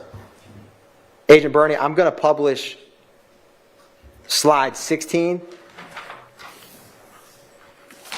What is the first call on this slide? So again, this is the review period between All right, now we're getting to the 8:01 timeline. and 8:30 p.m. still on the 10th. The first activity we have is at 8:21. You see it there. It's an outgoing call to the device associated with Mr. Treadwell. You see the tower and sector of that device used right there. And for that 8:21 outgoing call to the device associated with Kevin Treadwell, where is the device associated with Mr. McMullen in relation to 1080 West Peachtree Street Northwest? Again, you can see the towers and sectors used. I would say that that tower and sector would provide coverage in this general area here that would also include the Williams complex. So between the first call we looked at 7:29 p.m. to this 8:21 p.m. call, what is the general movement of the device associated with Mr. McMullen? Yeah, so it departed, again, the area around the Williams condo, 731, went south near that associated address number 2 at 7:50 p.m. had an activity down there, and then moved back north, eventually arriving in the area around the Williams condo at 8:21, having activity in that area around 8:21. Agent Burney, I am publishing slide 17. Were you ever asked to analyze a phone number ending in 3145 associated with a Justin Cobb? I was. What was the time frame you were asked to analyze that phone number? Again, I looked at between 6:30 and 8:30 p.m. on the 10th. Agent Burney, can you indicate for the jury and show them where the first call, the time and tower and sector for the first call from this phone? Yeah, so again, looked at 6:30 to 8:30. Right? The thing to remember is, again, we can only see towers and sectors associated with activity. So this device during that time period only had 2 activities. The first of which is at 7:31 and 37 seconds. And we see that's an outgoing call. And we see the tower and sector used, again, would be one in close proximity to the Williams condo on West Peachtree Street. And Agent Burney, I'm republishing slide 15. Where is the device associated with Justin Cobb at 7:31 p.m. in relation to the device associated with Mr. McMullen at 7:31 p.m.? Yeah, so those devices, again, are in the same general area. Obviously, with call detail records, we can't say specifically where a device is, but we can say a general area based on the towers. And both of those devices, again, would be in the general area around the Williams condo at 7:31. And Agent Burney, is the calls from the device associated with Mr. McMullen and the calls associated with the device of Justin Cobb, are they calling the same number or receiving calls from the same number? They are. And who is associated with that number? That's a device associated with Mr. Bradford. You can see it right there. Yeah, we know they were all in the area. Republishing slide 18. Agent Burney, how long a gap in time is there between the 7:31 p.m. outgoing call to the device associated with Mr. Bradford and the next call depicted on this slide? Yeah, so the next call, it's hard to see on the Zoom down there, but it's down here. You can see it on the bottom of the slide at 8:29 p.m. So again, 7:31 to 8:29, just under an hour.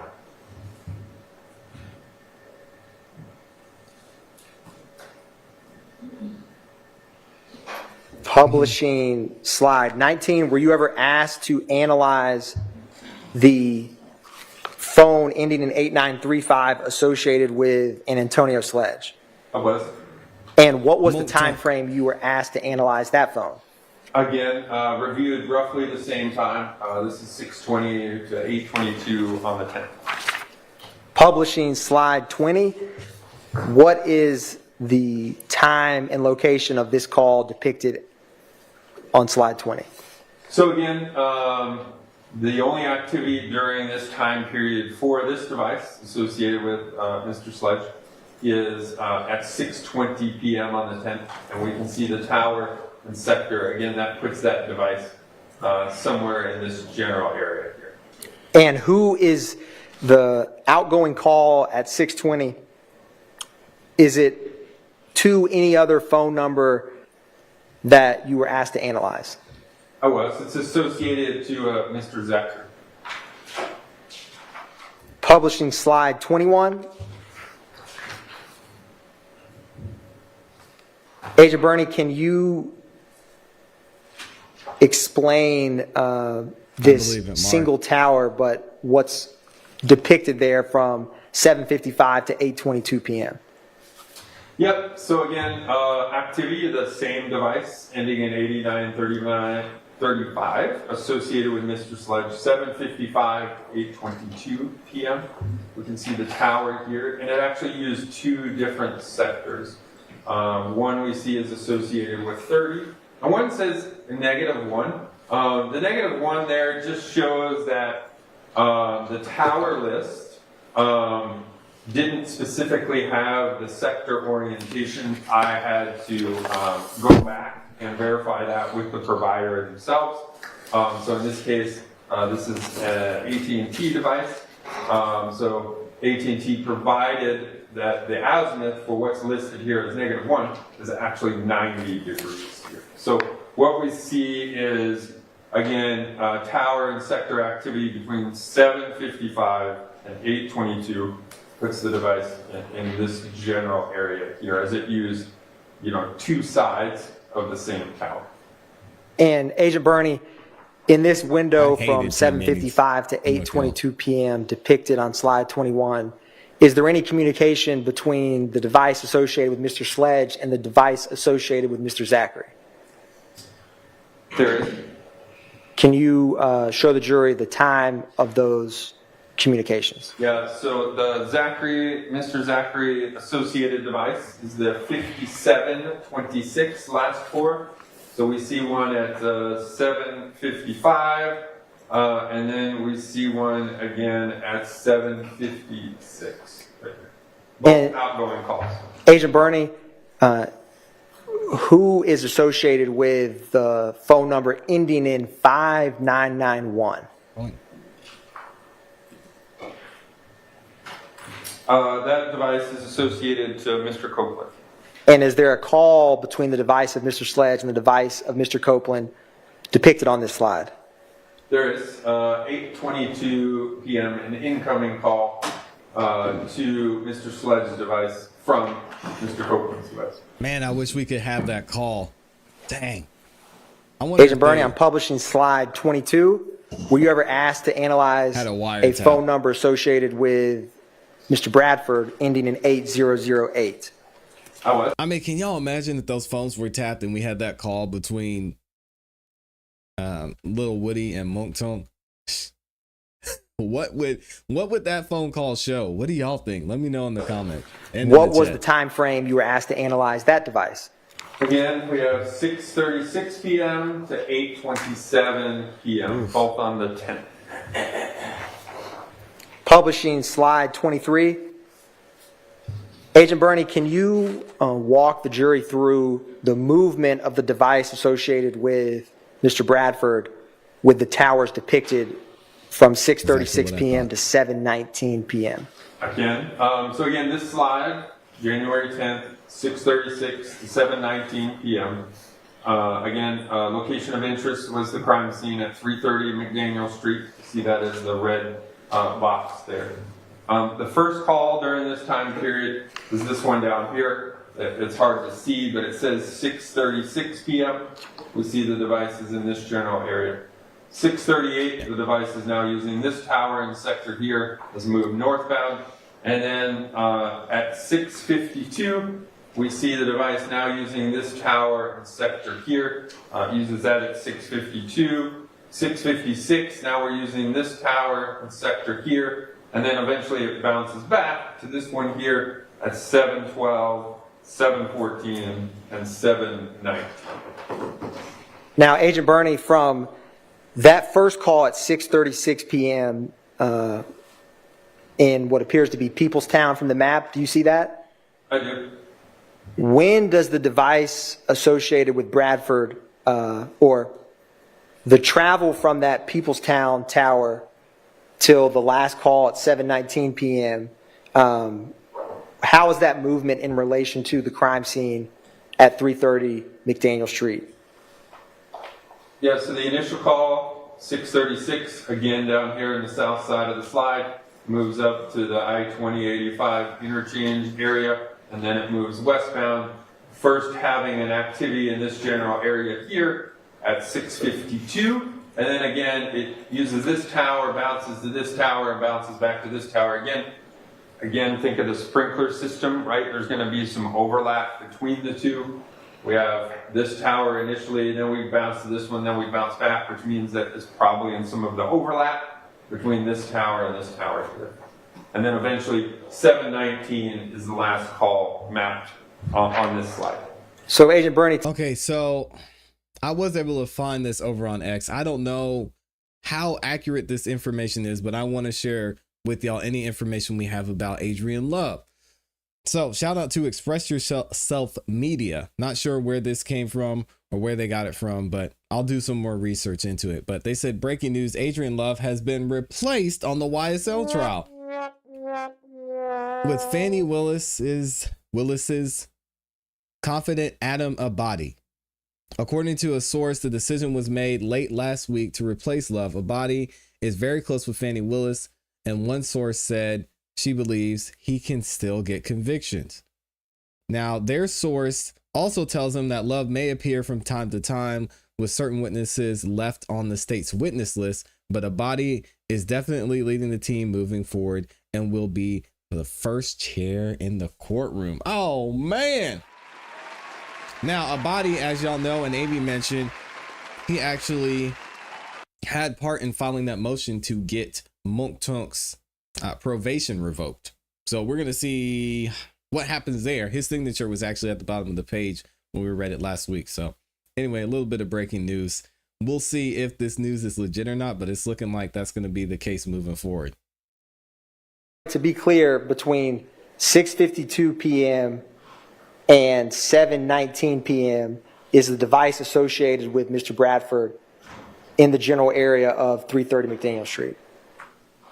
Yes, again, I can't specifically say it, but I would say it's in the overlap. Yeah, we did this, y'all. We got Ms. Love out of there. Again, in this general area here. Publishing slide 24. When is the next call after the 7:19 p.m. call? The next activity is at 7:24, and we can see the device has moved again from where it was up in the vicinity of the crime scene. Now it's moved south and east over here at 7:24. And Agent Burney, do you remember when you testified first, we published two Yankee, which was a CAD report? Yes. How long after that 911 call was received is this call at 7:24 p.m. depicted at the top of this slide? I think approximately 2 minutes. And after that call, Agent Burney, where does the device associated with Bradford travel?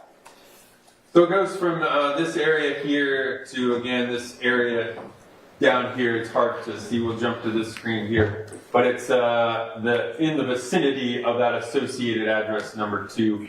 It gets down there approximately 7:31 and has some activity in that area until 8:08. And Your Honor, maybe take a brief Sure, let's take break. our morning break. All right, we're taking a morning break. Thank God for morning breaks. I know, y'all gotta wake up over there. Come on, people. Wake up. We're gonna make it through. Let me read a couple super chats and then y'all know we're delay gang, so we'll skip ahead. Let me lower this sound down. Shout out to Les Cleaver early this morning. Dropped a 5 bomb. I think I got that one. Also, Shout out to White Turner up in here, says a no love, hallelujah. Yeah, we'll see what Adam Abbate does up in here. But y'all saw Sean said he's garbage too, so we'll have to wait and see and find out. Les also dropped another 5 bomb. Another one. He said this one is for Amy. Oh man, appreciate you. God bless you and your family. Yeah, and as I mentioned earlier, Amy lost her mother over the weekend, so y'all definitely say some prayers for Amy and her family as they go through this tough time. I cannot imagine. Thank you. I didn't want to I definitely called my mother over this weekend too.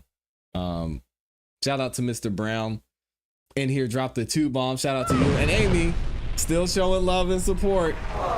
She is the sponsor of today's show, gifting 10 memberships. If you got a membership from Amy, make sure you say thank you. She also says she's tired of hearing need some coffee. Yeah, go get you some coffee, Amy. It's gonna be a long morning. All right, here we go. We're a delay game, so we can skip ahead. We don't have to wait through. There's a delay, so No problem. thank you. What do y'all think about Adam Abbate, Yes, though? yes, let's I'm gonna take drop a poll 10 or in here. 15 minutes.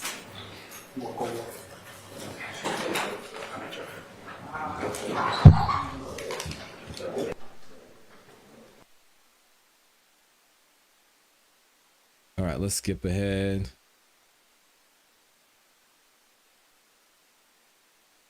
Skip through this break. All right, jury's coming back in. Here we go.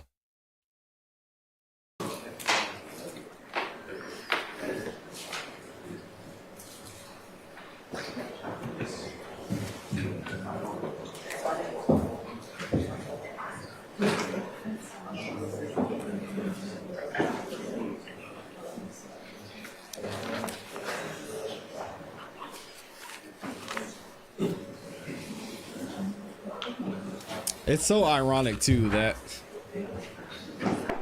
Miss Love got replaced after that email got leaked from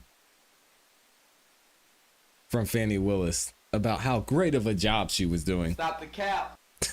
And then she gets removed right after that. That's crazy. And that is Adam Abbate right there. I don't know if it's Abbate or Abbate. That's how Brian Steele pronounced it, so we'll blame it on him if we mispronounced it. And thank y'all for the condolences for Amy.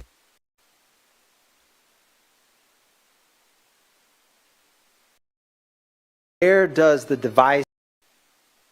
There we go. Good morning, Kyrese.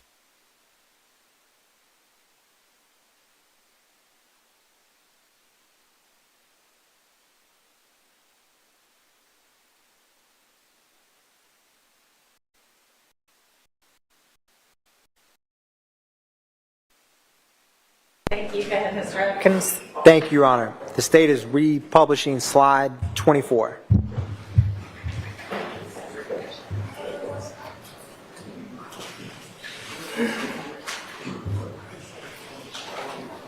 All gas, no Agent brakes. Bernie, picking up, where does the device associated with Mr. Bradford travel after that 7:24 p.m. call?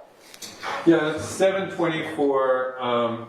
It moves from this general area here southbound and uses a tower and sector here. Again, on this screen we can see a little bit better. That's in a general area associated with associated address number 2 between 7:31 and 8:08 p.m. Agent Bernie, within that time frame of 7:31 p.m. to 8:08 p.m., starting at the top, do you see any phone calls with other numbers you analyzed? I do. Where are they at the top? Yep, so the first one is that we see is this Justin Cobb, an incoming call to the Bradford device, 7:31 and 50 seconds. And then the next one down is a incoming call at 7:31 and 53 seconds to the McMullen device. And Agent Bernie, when at that 7:31 call, where is the devices associated with Mr. Cobb and the devices associated with Mr. McMullen on these two 7:31 p.m. calls at that time? Well, can you repeat that question again? Yes. Do you see the location here for those 7:31 calls at 7:31 and 50 milliseconds and 7:31 and 53 milliseconds? Seconds, yes, right here. I am going to republish slide 15. Do you see on slide 15 that 7:31 p.m. call between the device associated with Mr. Bradford and the device associated with Mr. McMullen? I do. The McMullen device, 7:31 p.m., again using a tower and sector in the general vicinity of the Williams condo. And Agent Burney, I'm going to publish slide 18. Do you see that call at 7:31 p.m. between the device associated with Mr. Bradford and the device associated with Mr. Cobb? I do. And where is the device associated with Mr. Cobb at that point in time? Again, using a tower and sector in the vicinity of the Williams condo. Going back to slide 24.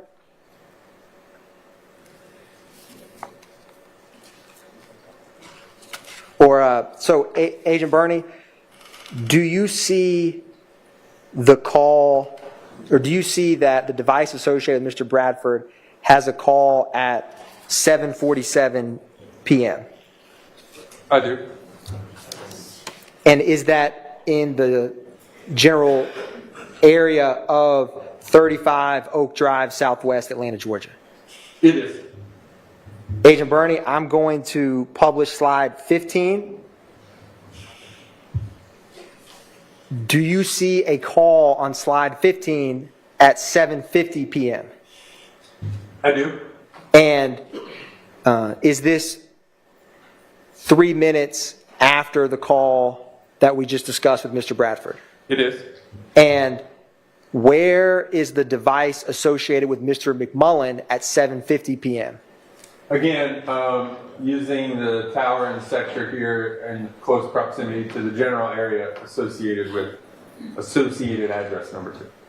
So is the device associated with Mr. McMullen and the device associated with Mr. Bradford at 7:47 p.m. or 7:50 p.m., where are they in relation to one another?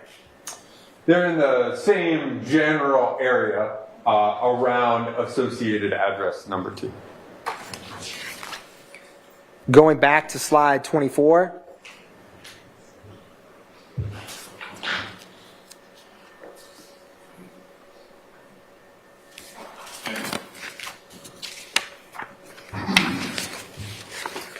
After that, or what is the only other tower depicted on slide 24 that is that we have not discussed? Yeah, there's a tower here at 807 out here that's used for an outgoing call. Agent Burney, I'm publishing slide 25.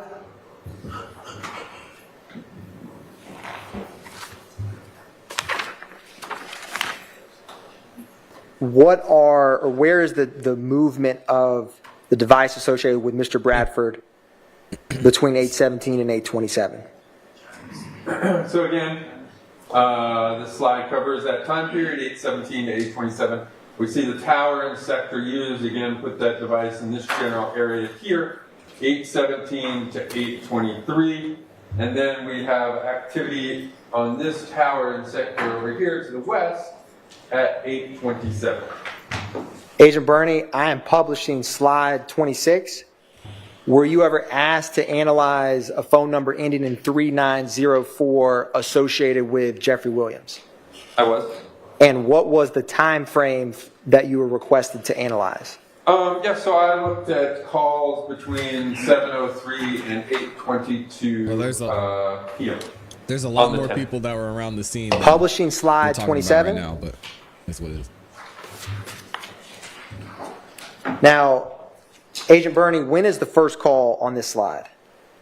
First call is at 7:03.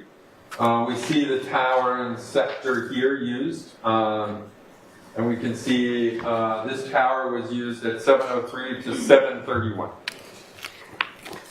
And when is the next, or do you see a call at 7:03:39? I do.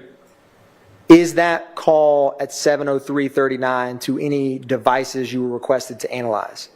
It is. It's to the 1990 device associated with Miss Dolly Greer. And when is the next call after the 7:03:39 call? 7:29 and 30 seconds, an incoming call from the McMullen device. Sorry. Now, how much of a gap in time is there between 7:03:39 p.m. and 7:29:30 p.m.? Approximately 26 minutes. And with the records with the call detail records you had for phone number 3904, were you able to plot any tower locations between that window of time?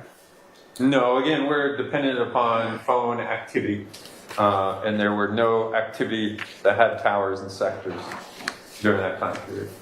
Now, after that gap in time, who is the device associated with Jeffrey Williams communicating with, and at what time? Between the 7:03 and 7:31? Between 7:03 and 7:29, or at 7:29.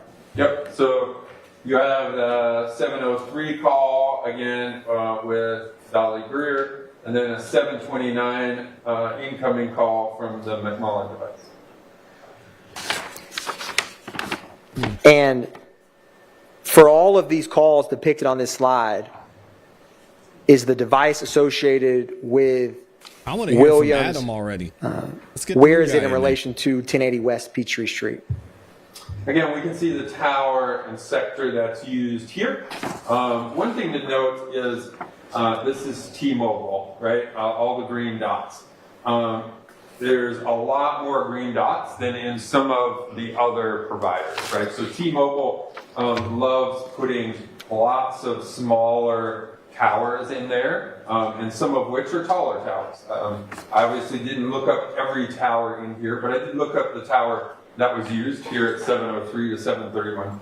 And this is a very large tower. It's about 156 feet, I think, in height. So again, that would, again, put that phone in this general area here. In the general area. And Agent Bernie, where is the device associated with Mr. McMullen located at when this 7:29 p.m. call is made?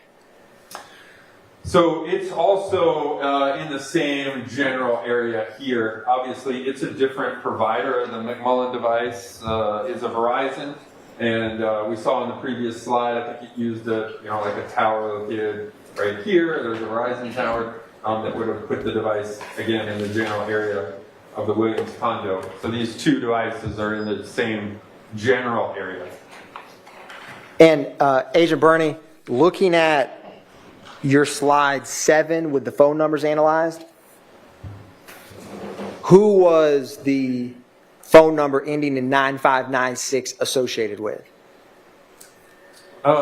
Miss Yeah, we Dora. can actually have a smooth trial now. And so this last call on slide 27, is that the same number, 9596? It is. Although it has Jeffrey Williams listed there, is the associations provided to you by the Fulton County District Attorney's Office for this case associate that number with Dora Greer? It does. Yeah, so when I originally put in all the phone numbers and associated names provided to me by law enforcement, we went off of the subscriber's name, which was in Williams. But then afterwards, it was identified that that number was being utilized by Ms. Dora Greer. However, my system just shows, again, that it's Williams, but know that the 9596 is actually associated to Ms. Dora Greer. Agent Bernie, I am publishing slide 28. So after that 7:29 p.m. call we just discussed on the slide before, where does the device associated with Jeffrey Williams travel? Yeah, so the next activity is 7:33. We see it down here, but kind of cuts off some of the bottom. So at 7:33, there's an outgoing call to the Treadwell device. Again, the device associated with Mr. Williams is in the general area of the associated address, number 2. Now, Agent Bernie, going back to slide 27, Agent Bernie. do you Agent see Bernie, the Agent 7:31 p.m. call we just discussed? I do. Now, publishing slide 28, can you explain for the jury, does that tower at 7:33, how long after is that call? Approximately 2 minutes. Is that a small, average, or large distance to travel in 2 minutes? That's a large distance. Can you explain ideal. for the jury some, what do you make of that, or how do you explain that? Yeah, so again, between this tower and the tower used on the previous slide, I think it's about 7 to 8 kilometers. Again, that's about 4.5, 5 miles approximate. Don't hold me to the map there. And that's about 2 minutes in between those two calls. In discussing this with T-Mobile folks and other folks within our industry, if you go back to page 27, what we believe happened is... I'll propose an objection to confrontation clause. Our first objection of the Response? Your Honor, I need to approach to appropriately respond, but it'll be brief. day. Shout out to Mark.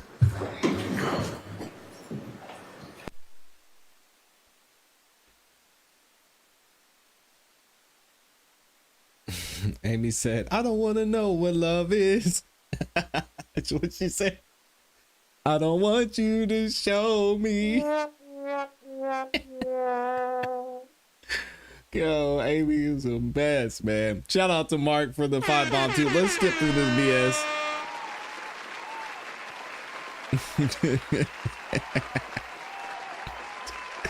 Got me up here singing.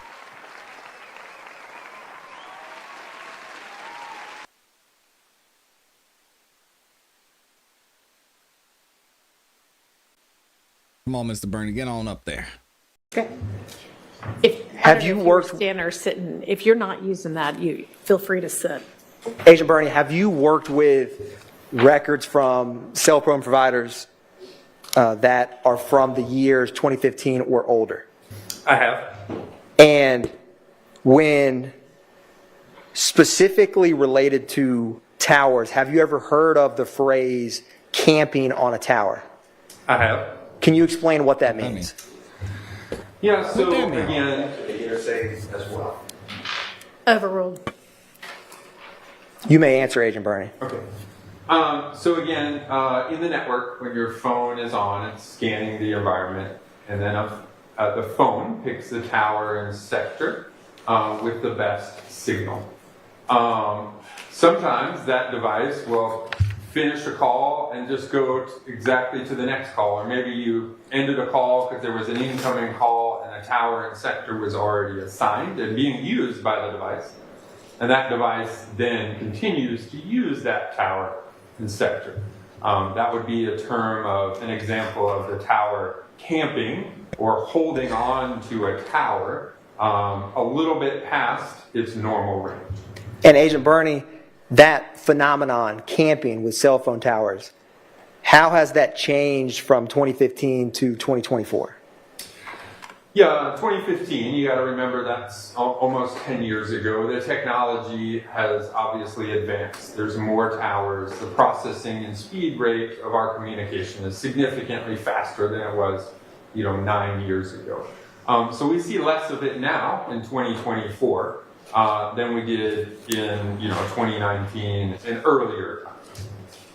And Agent Bernie, without stating or relying on any conversation with T-Mobile, based on your training and experience, what is one It's just as bad. Oh man. what is an explanation for the Let's see. movement between 731 and 733 on these slides we've just discussed? Your Honor, I'm going to pose the same objection. I don't believe that foundation is too late. Well, we'll see whether he can answer it that way, but given the way the question is phrased, I would overrule that objection. You may answer, Agent Burney. Yes, so what we see when we look at page 27, we see an incoming call at 7:29 and 30 seconds. And then the next is a outgoing call placed at 7:31 and 17 seconds. Those two are in close proximity of times to the time period that those two calls. So in my expert opinion, I would say that device obviously still shows that tower and sector as the best signal and was in the footprint, meaning usable coverage area of that tower and sector for both of those. It had to happen, otherwise it would have went to another tower and sector. And then we see the next call again is at 7:33, again maybe between the two towers a distance of like 4 miles. Now, Agent Burney, I'm publishing slide 28. What is the general movement of the device associated with Jeffrey Williams depicted from 7:33 p.m. to 8 p.m.? Your Honor, may I stand again? You may, yeah. Please feel free to. I just didn't want you to feel like you had to continue to stand. So again, 7:33, we see the call using this tower and sector in the area associated near the area of the associated address number 2. We have a call at 7:33, 7:43, and one at 7:55, again using all the same tower and sector. And then we see the device start to move northbound. 7:58, it uses a tower and sector in this area, and then eventually at 8 o'clock, the devices continue to move further north. So again, first calls 7:33, last calls start to move in a northbound general area. How many calls are depicted on this slide between 7:33 and 8 p.m. total that you were able to plot? 5. How many of those 5 calls are between the device associated with Jeffrey Williams and the device associated with Kevin Treadwell? 3.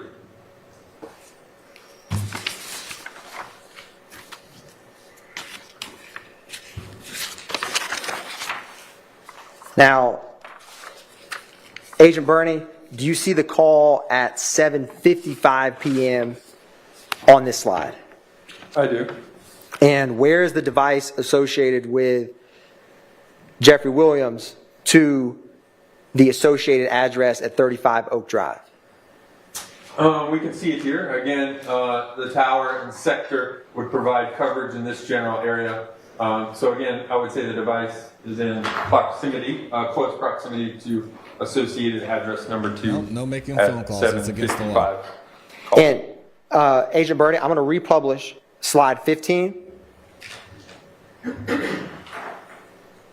Do you see the 7:50 p.m. call on the device associated with Mr. McMullen on slide 15? I do. It's kind of cut off right here. You can see the tower and sector here. That's for that 7:50 call right there. And Agent Burney, who is the device associated with Mr. McMullen speaking with at this time? This is a call, again, to the device associated with Mr. Treadwell. And is the call we just discussed with Defendant Williams' phone, how much time is apart between those two calls? So this one's 7:50, and the one associated with Mr. Williams, that call is at 7:55. And in that time frame with the call detail records you have, where are the devices associated with McMullen and the devices associated with Defendant Williams in that time frame, 7:50 or 7:55? Again, the same general area. We see 7:50. Obviously, the device is in this general area. And the same on page 28. You'll see that at 7:55, the Williams device is in the same general area. And Agent Burney, I'm republishing slide 24. Do you see a 7:47 p.m. call on this slide? I do. Excuse me. And for the device associated with Mr. Bradford, where is his device at 7:47 p.m. in relation to the 35 Oak Drive address? So again, at the 7:47 outgoing call, you can see the tower and sector that's used. Again, putting that device in this general area here, the same general area associated with associated address number 2. And is that same general area in relation to 35 Oak Drive Southwest? Cliff notes Where is would be that in relation amazing. to the location of Mr. McMullen's, the device associated with Mr. McMullen, and the device associated with Defendant Williams we just discussed? Yeah, again, that's still the same general area here all around the address, the Oak Drive address. Agent Burney, going back to slide 28, is there any gaps in time from the southbound tower in terms of when calls are made? Yes, there's a 7:33, and then approximately 10 minutes later, 7:43, and then approximately 12 or 11 minutes later, you have 7:55. And is it possible for the device associated with Defendant Williams to have traveled to the McDonald's from the area near the 35 Oak Drive Southwest as depicted on the slide? Object to speculation, Your Honor. I can ask additional questions, Your Honor. All right. Agent Burney, how far, or what is the scale on this map, Agent Burney? Yeah, we see the scale at the bottom down here. And using that scale, how far is the distance between 35 Oaks Drive Southwest, Atlanta, Georgia, and 150 Cleveland Avenue Southwest? So the distance between this point here at 2 and this point here at M, which is the McDonald's, straight line distance is probably around a mile. And Agent Burney, have you driven vehicles before? I have. Can you travel 0.8 miles in 10 minutes? You can.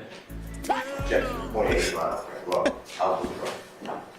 All right. Have you overruled. driven a car before? I was not Agent expecting that one. Burney. Good morning to Grace. Shout out to Grace in here. That's good afternoon. man. Publishing slide 29.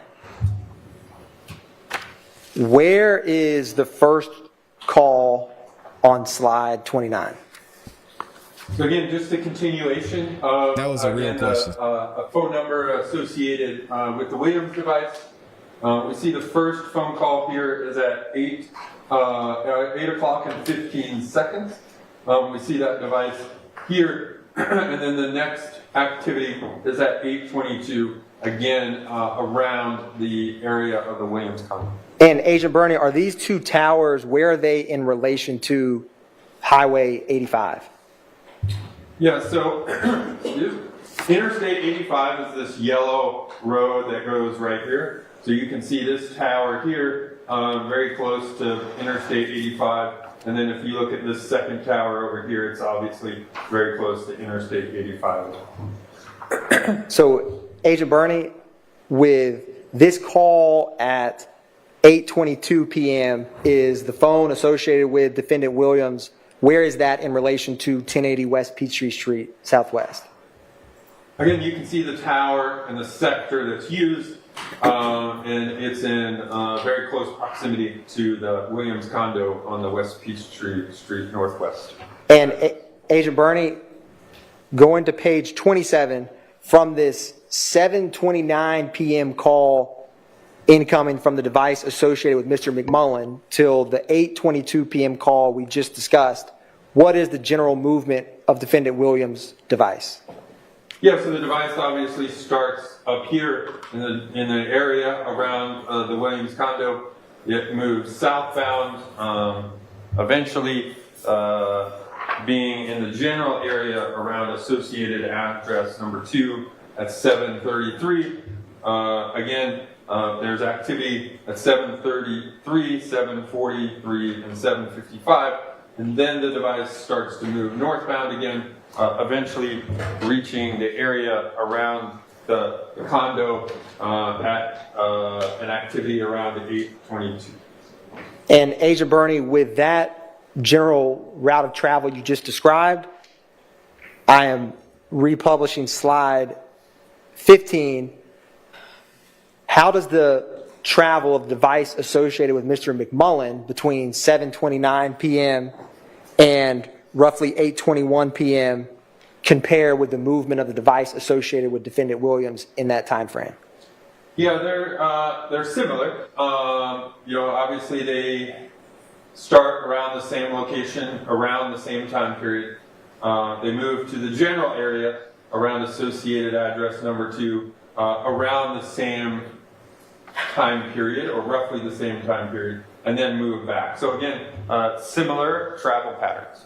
And Agent Burney, is the device in this time window, is the devices associated with Mr. McMullen and the devices associated with Defendant Williams, do either, none, or both have communication with the device associated with Kevin Treadwell? They both do. Agent Burney, I'm going to publish slide 29, slide 30. Were you ever asked to analyze or plot the device associated with Quindarius Zachary? I was. And what was the time frame you were requested to analyze Mr. Zachary's phone? You see it listed there, 6:53 to about 7:56 p.m. on the 10th. Publishing slide 31. Agent Burney, Thank you, Amy. where is the first call for the device associated with Mr. Zachary in this time frame? Yep, so the first time is, again, we have this tower and sector used right here at 6:53 p.m. An outgoing call, we see that tower and sector again. Would put the device in this general area here. And that's activity between 6:53 and 7:56, with one tower being used here at 7:25. And so other than that one call at 7:25, does the device associated with Mr. Zachary in this time frame appear to remain in the same general location?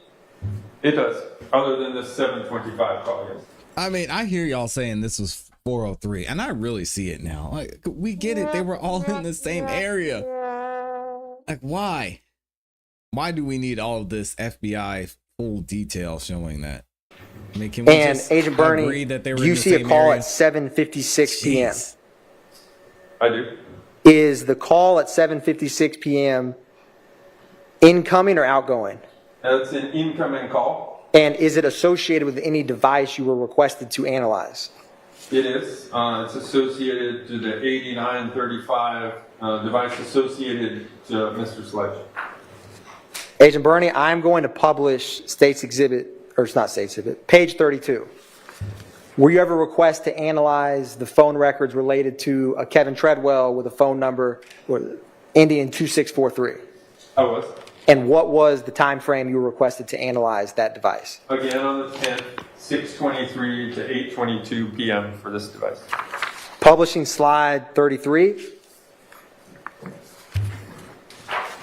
Now, Agent Burney, where is the first call on this slide?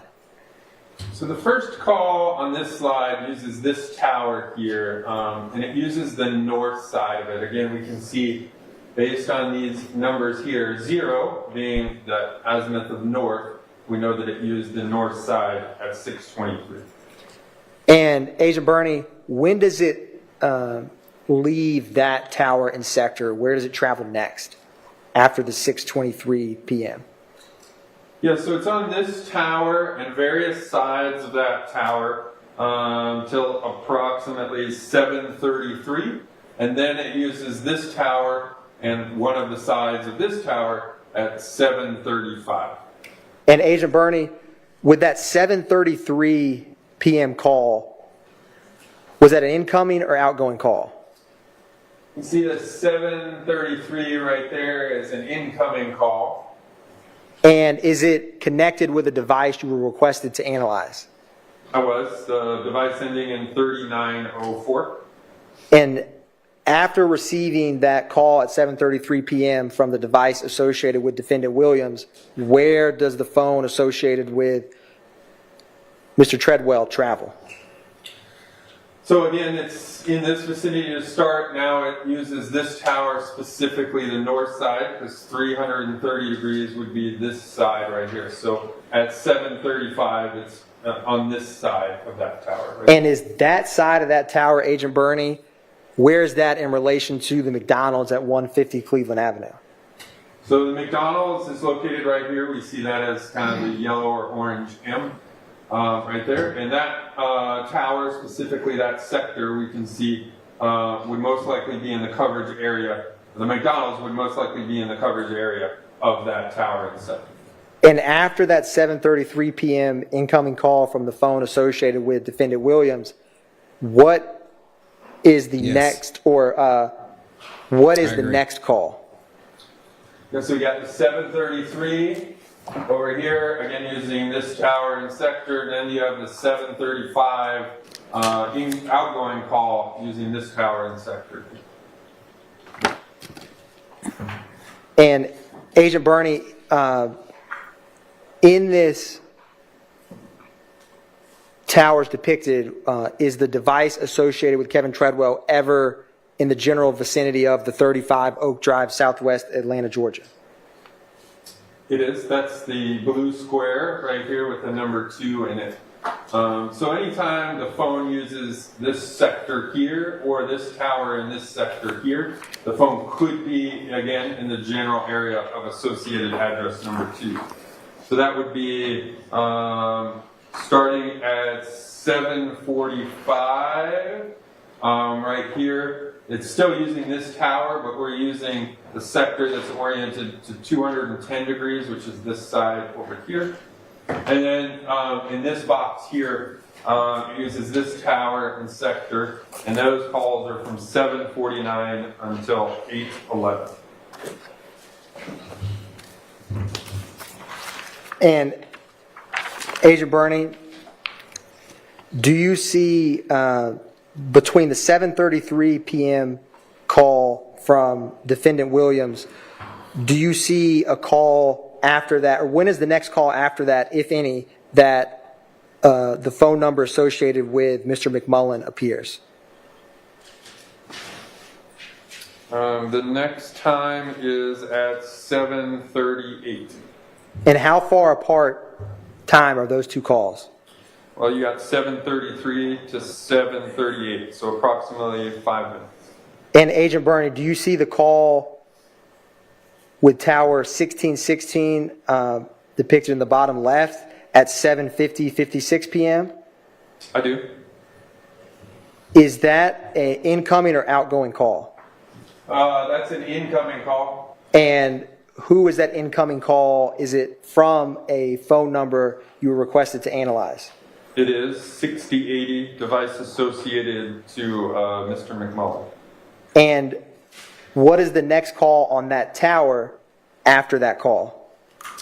It is 7:58 right here, and that's an incoming call Shout out to Papa from Bear. 3904, device associated to careful. Mr. Williams.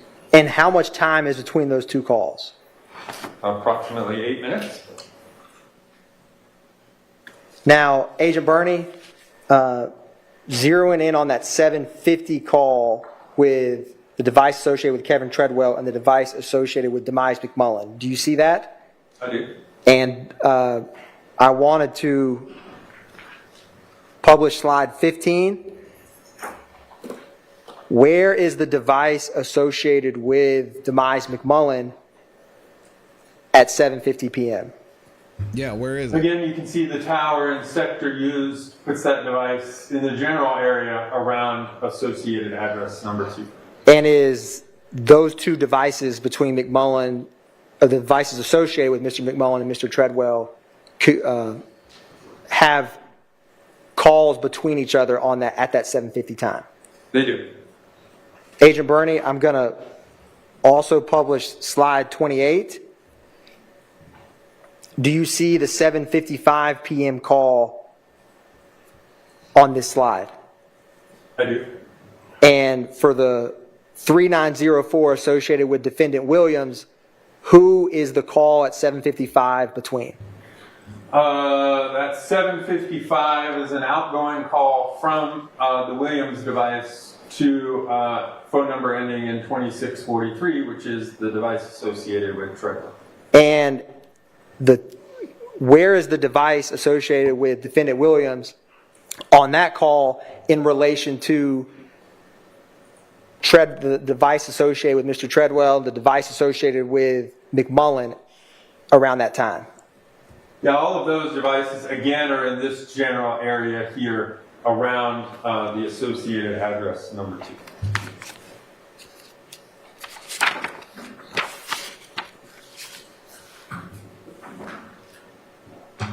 And Agent Burney, between the movements of the device associated with McMullen and the device associated with defendant Williams, does the tower, do the towers utilized in that window of time of roughly 7:29 to 8:22, where are they in relation in general to I-85? The towers that are utilized are very close to I-85 as they travel. The devices travel from the general vicinity around the Williams condo to the vicinity around the associated address number 2 and then back up.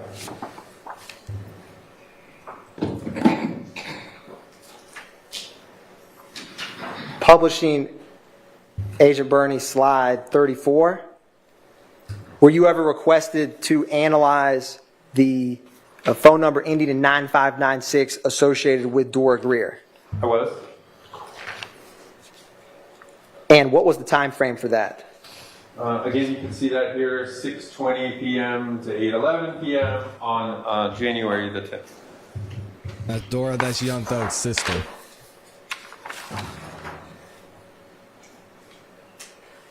Agent Burney, can you describe for the jury the general movement of the device associated with Dora Greer in this time frame? Yeah, so again, 6:20, first activity that we looked at here, again, puts that device north 75 area near Vinings.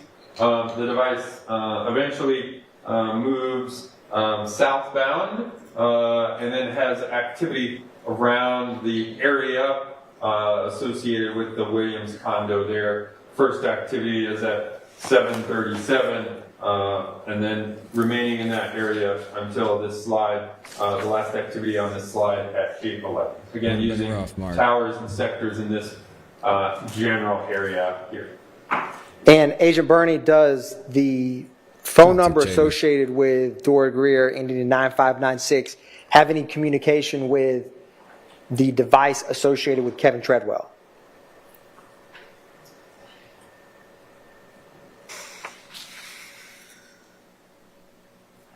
It does.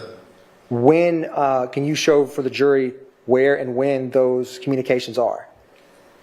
Yeah, so that device, the Treadwell device ending in 2643, are these calls right here, again at approximately, or at 7:35 and 53 seconds, and then 7:36 and 2 seconds, and then 7:38. So 3 activities. Agent Burney, publishing slide 36, were you ever requested to analyze the phone records for the device associated with Dolly Greer ending in 1990? I was. And what was the time frame for that request? Again, looking at 6:44 to 8:27 p.m. Publishing slide 37. Agent Burney, when is the first call on this slide? So the first call on this slide is at 6:30 right here, is an incoming call. You can see the towers and sectors there. And can you describe the general movement of the device associated with Dolly Greer between 6:44 p.m. and 7:04 p.m.? Yep, so at 6:30 and 6:40, we can see the towers and sectors that are used here, 6:43, and then it uses this tower and sector over here, 6:44 to 7 o'clock, and then we see that device use various towers and sectors as it moves northbound. Eventually, the last call on here is 7:04, using this tower and sector here. And in this time frame, is there any communication between the device associated with Dolly Greer and the device associated with Dora Greer, ending in 9596? There is. Is there any communication with the device associated with Defendant Williams, ending in 3904? There is. Agent Burney, publishing What was the communication? slide 38. Where does the device associated with Dolly Greer, can you describe for the jury the movement of that device? Yeah, so the first activity on that device is at 7:08. Again, we see the tower and sector here. And then Just that not device, feeling enough for a RICO on this. This is crazy. Appears to be, along the 85 corridor there, eventually arriving in the area around the Williams condo at approximately 7:11.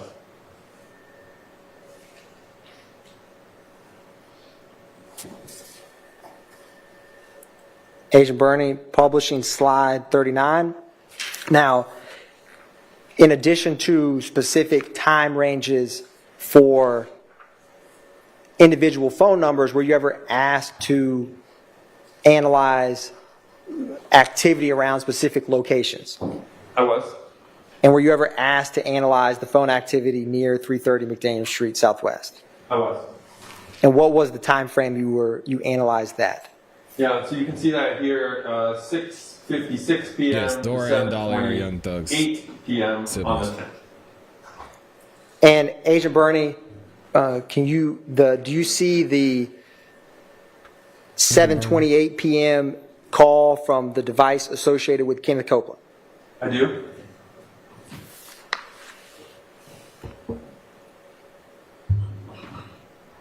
I'm going to publish slide 12. Excuse me, slide 11. Right, and so what Is we have that ultimately call is that there is no evidence, none. The same, or is this the call at 7:28 in relation to the Green Store? It is. It's this one right here that we discussed previously, the 728. Again, you can see the tower and sector here. Man. And is that the same call? It is. It's the exact same call. And the activity before this,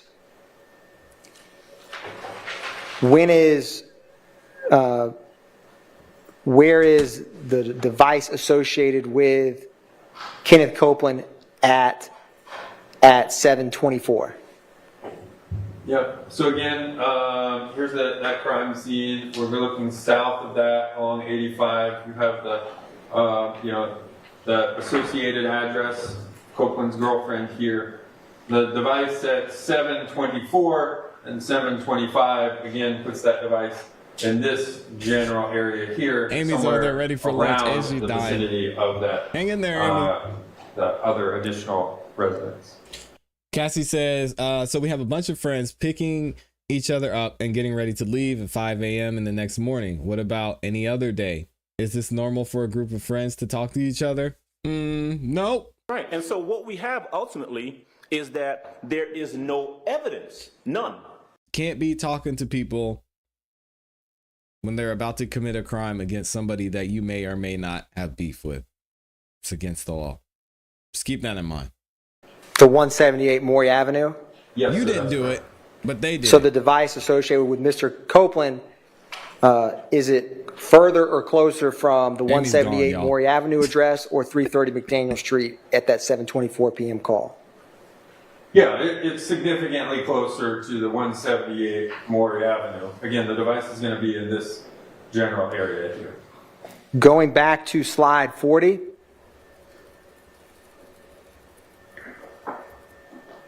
No, it is And not Agent normal to Bernie communicate is with people. the Can't do that. device on the left ending in 8008, is that the device associated with Mr. Bradford? It is. And are these calls depicted on this slide ones we discussed previously in relation to the device associated with Mr. Bradford? It is. And when is the last call that the device associated with Mr. Bradford can be plotted that is near the vicinity of the crime scene? Again, you see that one here. That's 719, an incoming text message.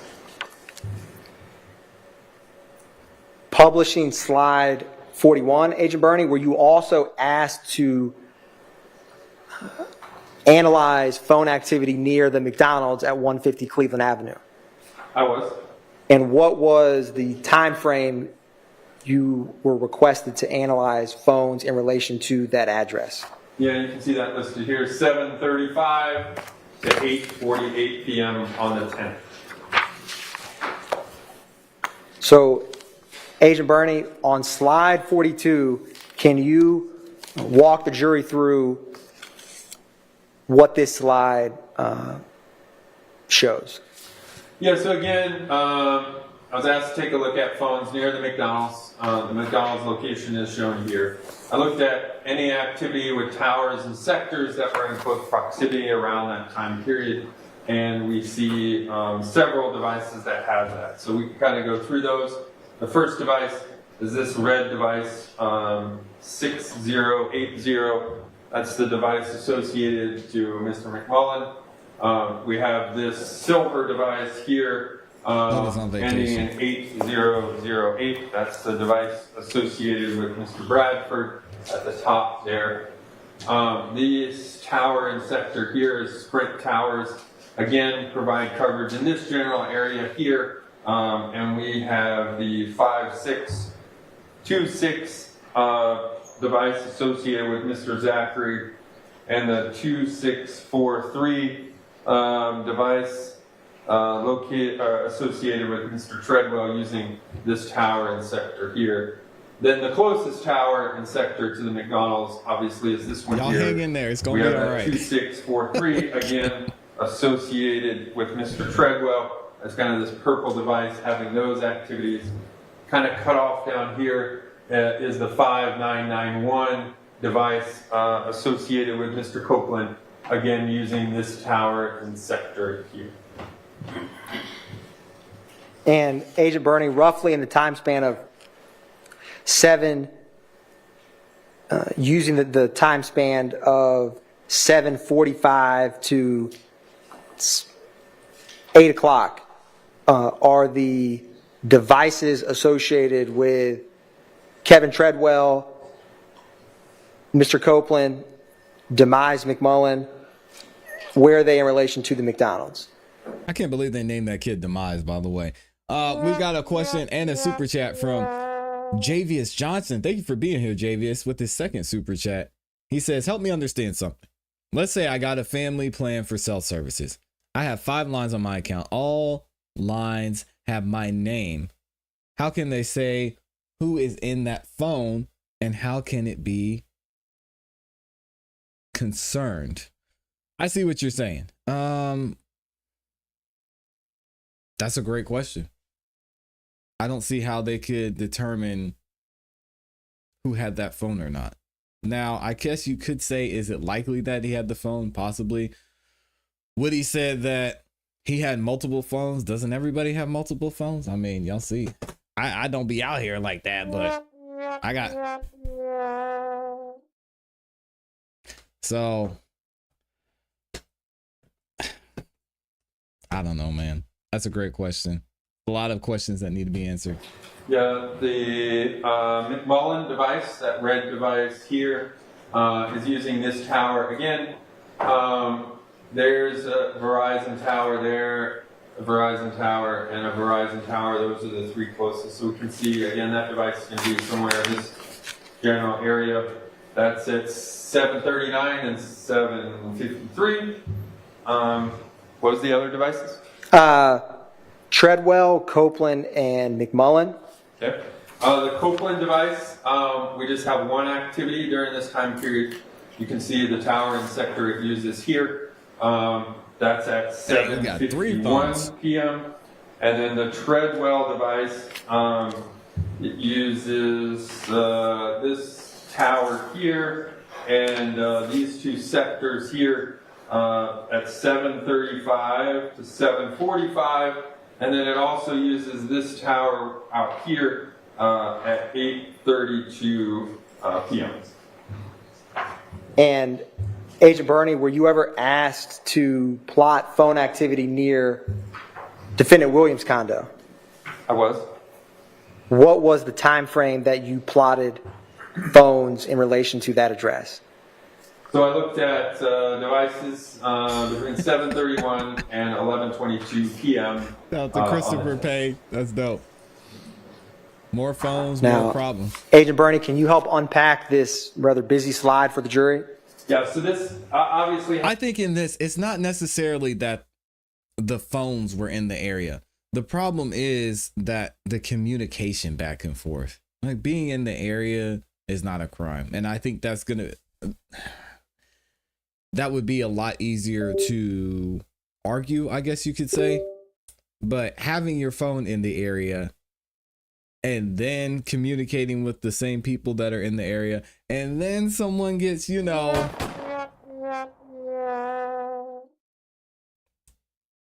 that's the problem. So you just you gotta be careful.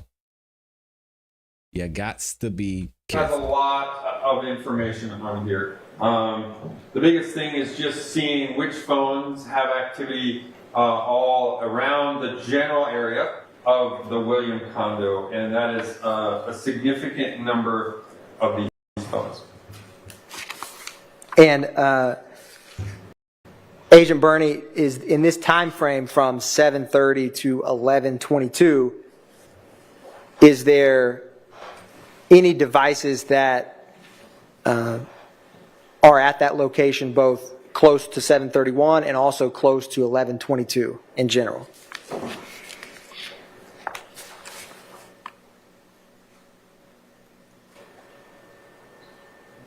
Oh, Amy's trying to get the sauce. Don't tell her, Young Dreads.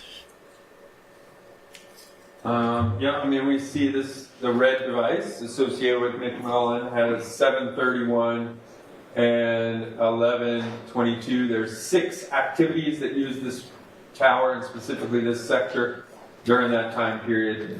It also uses this tower and sector once.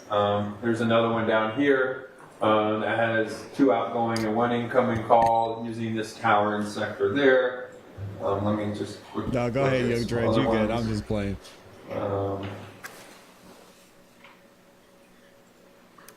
You have the 3904 number associated with Mr. Williams. It uses this tower and sector up here at 822. This might be a sign. Through 1057 for 5 different activities. It also uses this tower and sector here at 908 to 1042 for 2 activities.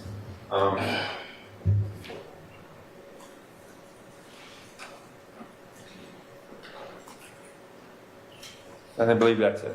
And Agent Burney, were you ever asked to analyze any out-of-state movement in relation to this case? I was. I'm public. Oh, there we go. In relation to this Young case. Dreads I was. giving out the game. I'm for publishing free. Come on, slide Dread. 45. What did you analyze in relation to that? I was just asked to take a look at, did any of these devices leave the Atlanta, Georgia area and travel to Miami on the next day, which was January. So this is after they were told to lay low. Y'all remember Publishing this? slide 46. Can you publishing slide Dang, what happened? 46? Can you describe for the jury what this slide shows in relation to the device associated with Mr. McMullen? Yeah, so again, you'll see the device that it's associated with in the top left-hand corner. This one's the 68 associated to Mr. McMullen. And then I looked at, hey, when did the device approximately leave the Atlanta area, and did it travel southbound? So this device, has activity in the Atlanta area on the 10th at approximately 11 p.m. And then I looked at, hey, when did it arrive approximately in the Miami area? So I reviewed activity until 2 p.m. the next day on the 11th. And what you see here is these dots are different towers used by the device as it as it made its trip from Atlanta to Miami. So the dots in this case are phone activities, either calls or text messages. This is a Verizon device, so these are just calls. And then I just put in some of the times of those to kind of get us a gauge at approximately how fast was the device moving and approximately when did it arrive, over into the Florida area. So this device, again, activity 11 p.m. up in Atlanta. At 4 a.m. we see it's near Macon, Georgia. 7 a.m. on the 11th, it's getting near the Florida-Georgia line. And then eventually it had some activity down in Miami at 1:25 p.m. And one thing you can't see on that slide, and it's cut off on the bottom, is, obviously I compared all the devices and their activity to see if it's some travel separately on different days or times, and which one had similar travel patterns. And so the devices of McMullen, associated with McMullen, Williams, Dolly Greer, and Dora Greer, all have very close activity along the same time periods in the areas I looked at, which are like Macon, Georgia, the Florida-Georgia line, and then arriving in Miami. Hey, shout out to Florida-Georgia line. Agent Bernie, publishing slide 47. What does this slide show in regards to movement of the device associated with defendant Williams? Yeah, so again, had some activity at 1:28 a.m. in Atlanta, some activity just north of Macon at 4:38, and then activity in Miami at 1:43. So this device obviously didn't have as many calls or text messages as the other ones. Again, that's the only time we can see towers and sectors, is when there's phone activity. And shout out to the Honorable Attorney Kel Bells in here. Says, hi, everyone. I'm finally home after the hurricane. What did I miss? Is love really gone or just gone for now? Well, both. The word on the street is that she's being replaced as first chair by Adam Abbate. But she'll also be back depending on the witness that is currently on the stand. So we haven't seen the last of her. Is she going to be making regular appearances? Word on the street is no. But I'll keep you guys updated on that. Thank you for being here, Kel Bell, and hopefully everything's well with you and your family after Milton over there. Publishing slide 48. Can you describe for the jury the movement depicted, if any, on this slide from the phone associated with Dora Greer? So again, really only two activities during this time period. We have an 11:41 activity up in Atlanta, and then down here at 9:21 near Orlando. Agent Bernie, publishing slide 49. Can you describe for the jury the movement depicted, if any, on this slide from the phone associated with Dolly Greer? And so again, we see that phone number listed there. Had some activity at 3:28 a.m. A little bit further down is the next one at 6:04 a.m. And then eventually some activity in and around the Miami area at 1:43 p.m. on the 11th. Publishing slide 50. Can you describe for the jury what movement, if any, you see for the device associated with Mr. Copeland? Yeah, so again, here we have the Copeland device, the 5991. We see on the 11th, the first activity is at 7:56 p.m. This device and the next device associated with Mr. Zachary have very similar travel patterns, but these travel patterns are different than the slides we just previously looked at. By 7:56 p.m. on the 11th, the other devices were already in Miami. So this one departs Atlanta approximately 7:56 or so, has some activity there. Around 10 o'clock, it's just, there's Macon, has some activity south of Macon. And then the next activity we have is at 6:58 a.m. on the 12th. That's the and one that's on the down in Miami.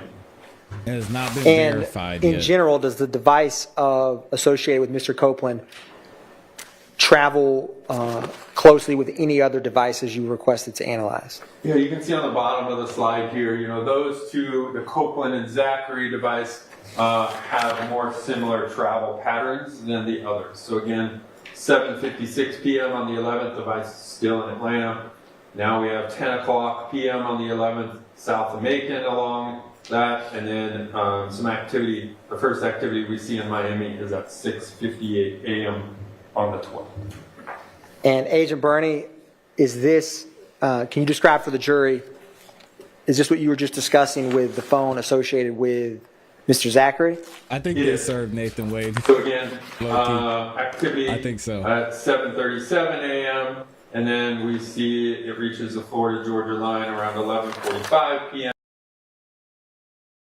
Has several other activities near Orlando, 2:30 a.m. and then into the first activity in Miami is at 7:19 a.m.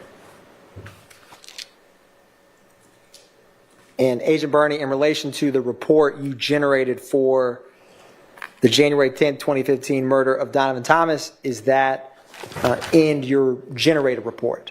It does. Now, Agent Bernie,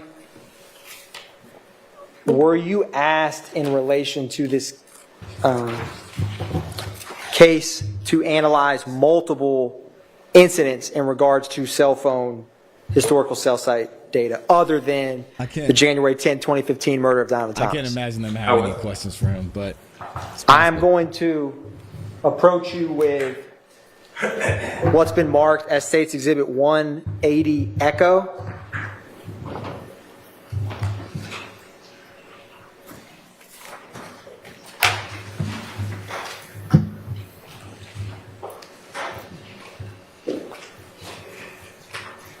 And Agent Bernie, let me know if you recognize State's Exhibit 180 Echo.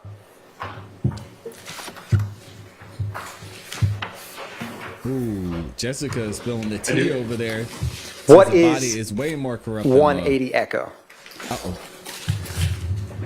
We're gonna keep our eye on It it. is my report as it associated to an incident that occurred on April 26th of 2015. And is that in relation to the April 26, 2015 shooting of Mr. Dwayne Carter's tour bus? It is. Your Honor, and is that a fair and accurate depiction of the report you created in relation to that shooting? It is.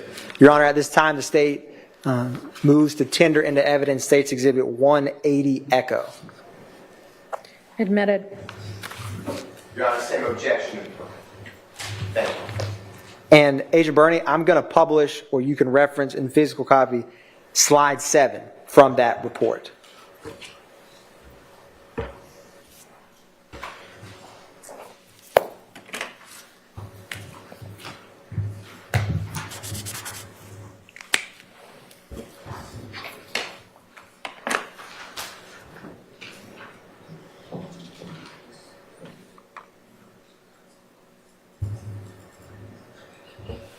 Now, Agent Bernie,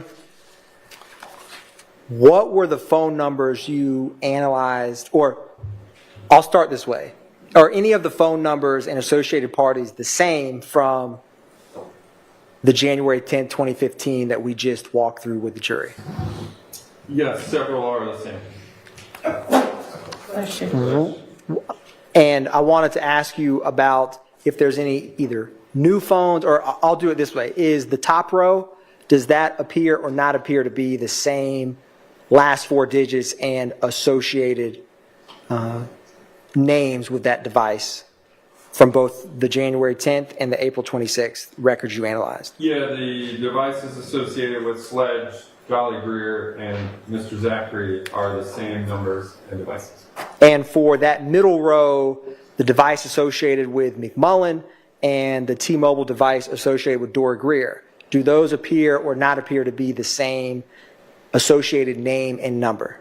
Yeah, those are the same devices, names and numbers. Now, can you describe for the jury the remaining numbers and names we have not discussed that are either new or different than what we just went through? Yeah, we have a device associated to a Mr. Winfrey ending in 3383, T-Mobile device. We have a new Sprint device associated with Mr. Williams ending in 2920. And then we have an AT&T device ending in 8553 associated to YSL Enterprises. And then the last addition is a T-Mobile device associated with Mr. Garlington ending in 9229. Now, Agent Bernie, I'm publishing slide 8, and I wanted to ask you, what is the yellow icon that is marked with a V that's depicted on this slide? Yeah, the V is associated with the Vault Studios. You can see it in the top right corner. I was given that address as 675 Metropolitan Parkway. And what is the time frame for when you analyze phone activity in the vicinity of the Vault Studios? Yeah, between 11:27 p.m. on April 25th to 6 a.m. the following morning on April 26th. And Agent Bernie, with this slide, is there multiple cell phone providers, cell towers depicted? There are. So you have all four of the main providers that were in existence in 2015. That's Sprint, AT&T, T-Mobile, and Verizon. And Agent Bernie, with the device associated with Mr. Winfrey ending in 3383, when is the first call that's in the vicinity of the Vault Studios? Yeah, we see that first call is at 11:27 p.m. on the 25th there. And we can see the tower and sector that it's used right there. And in relation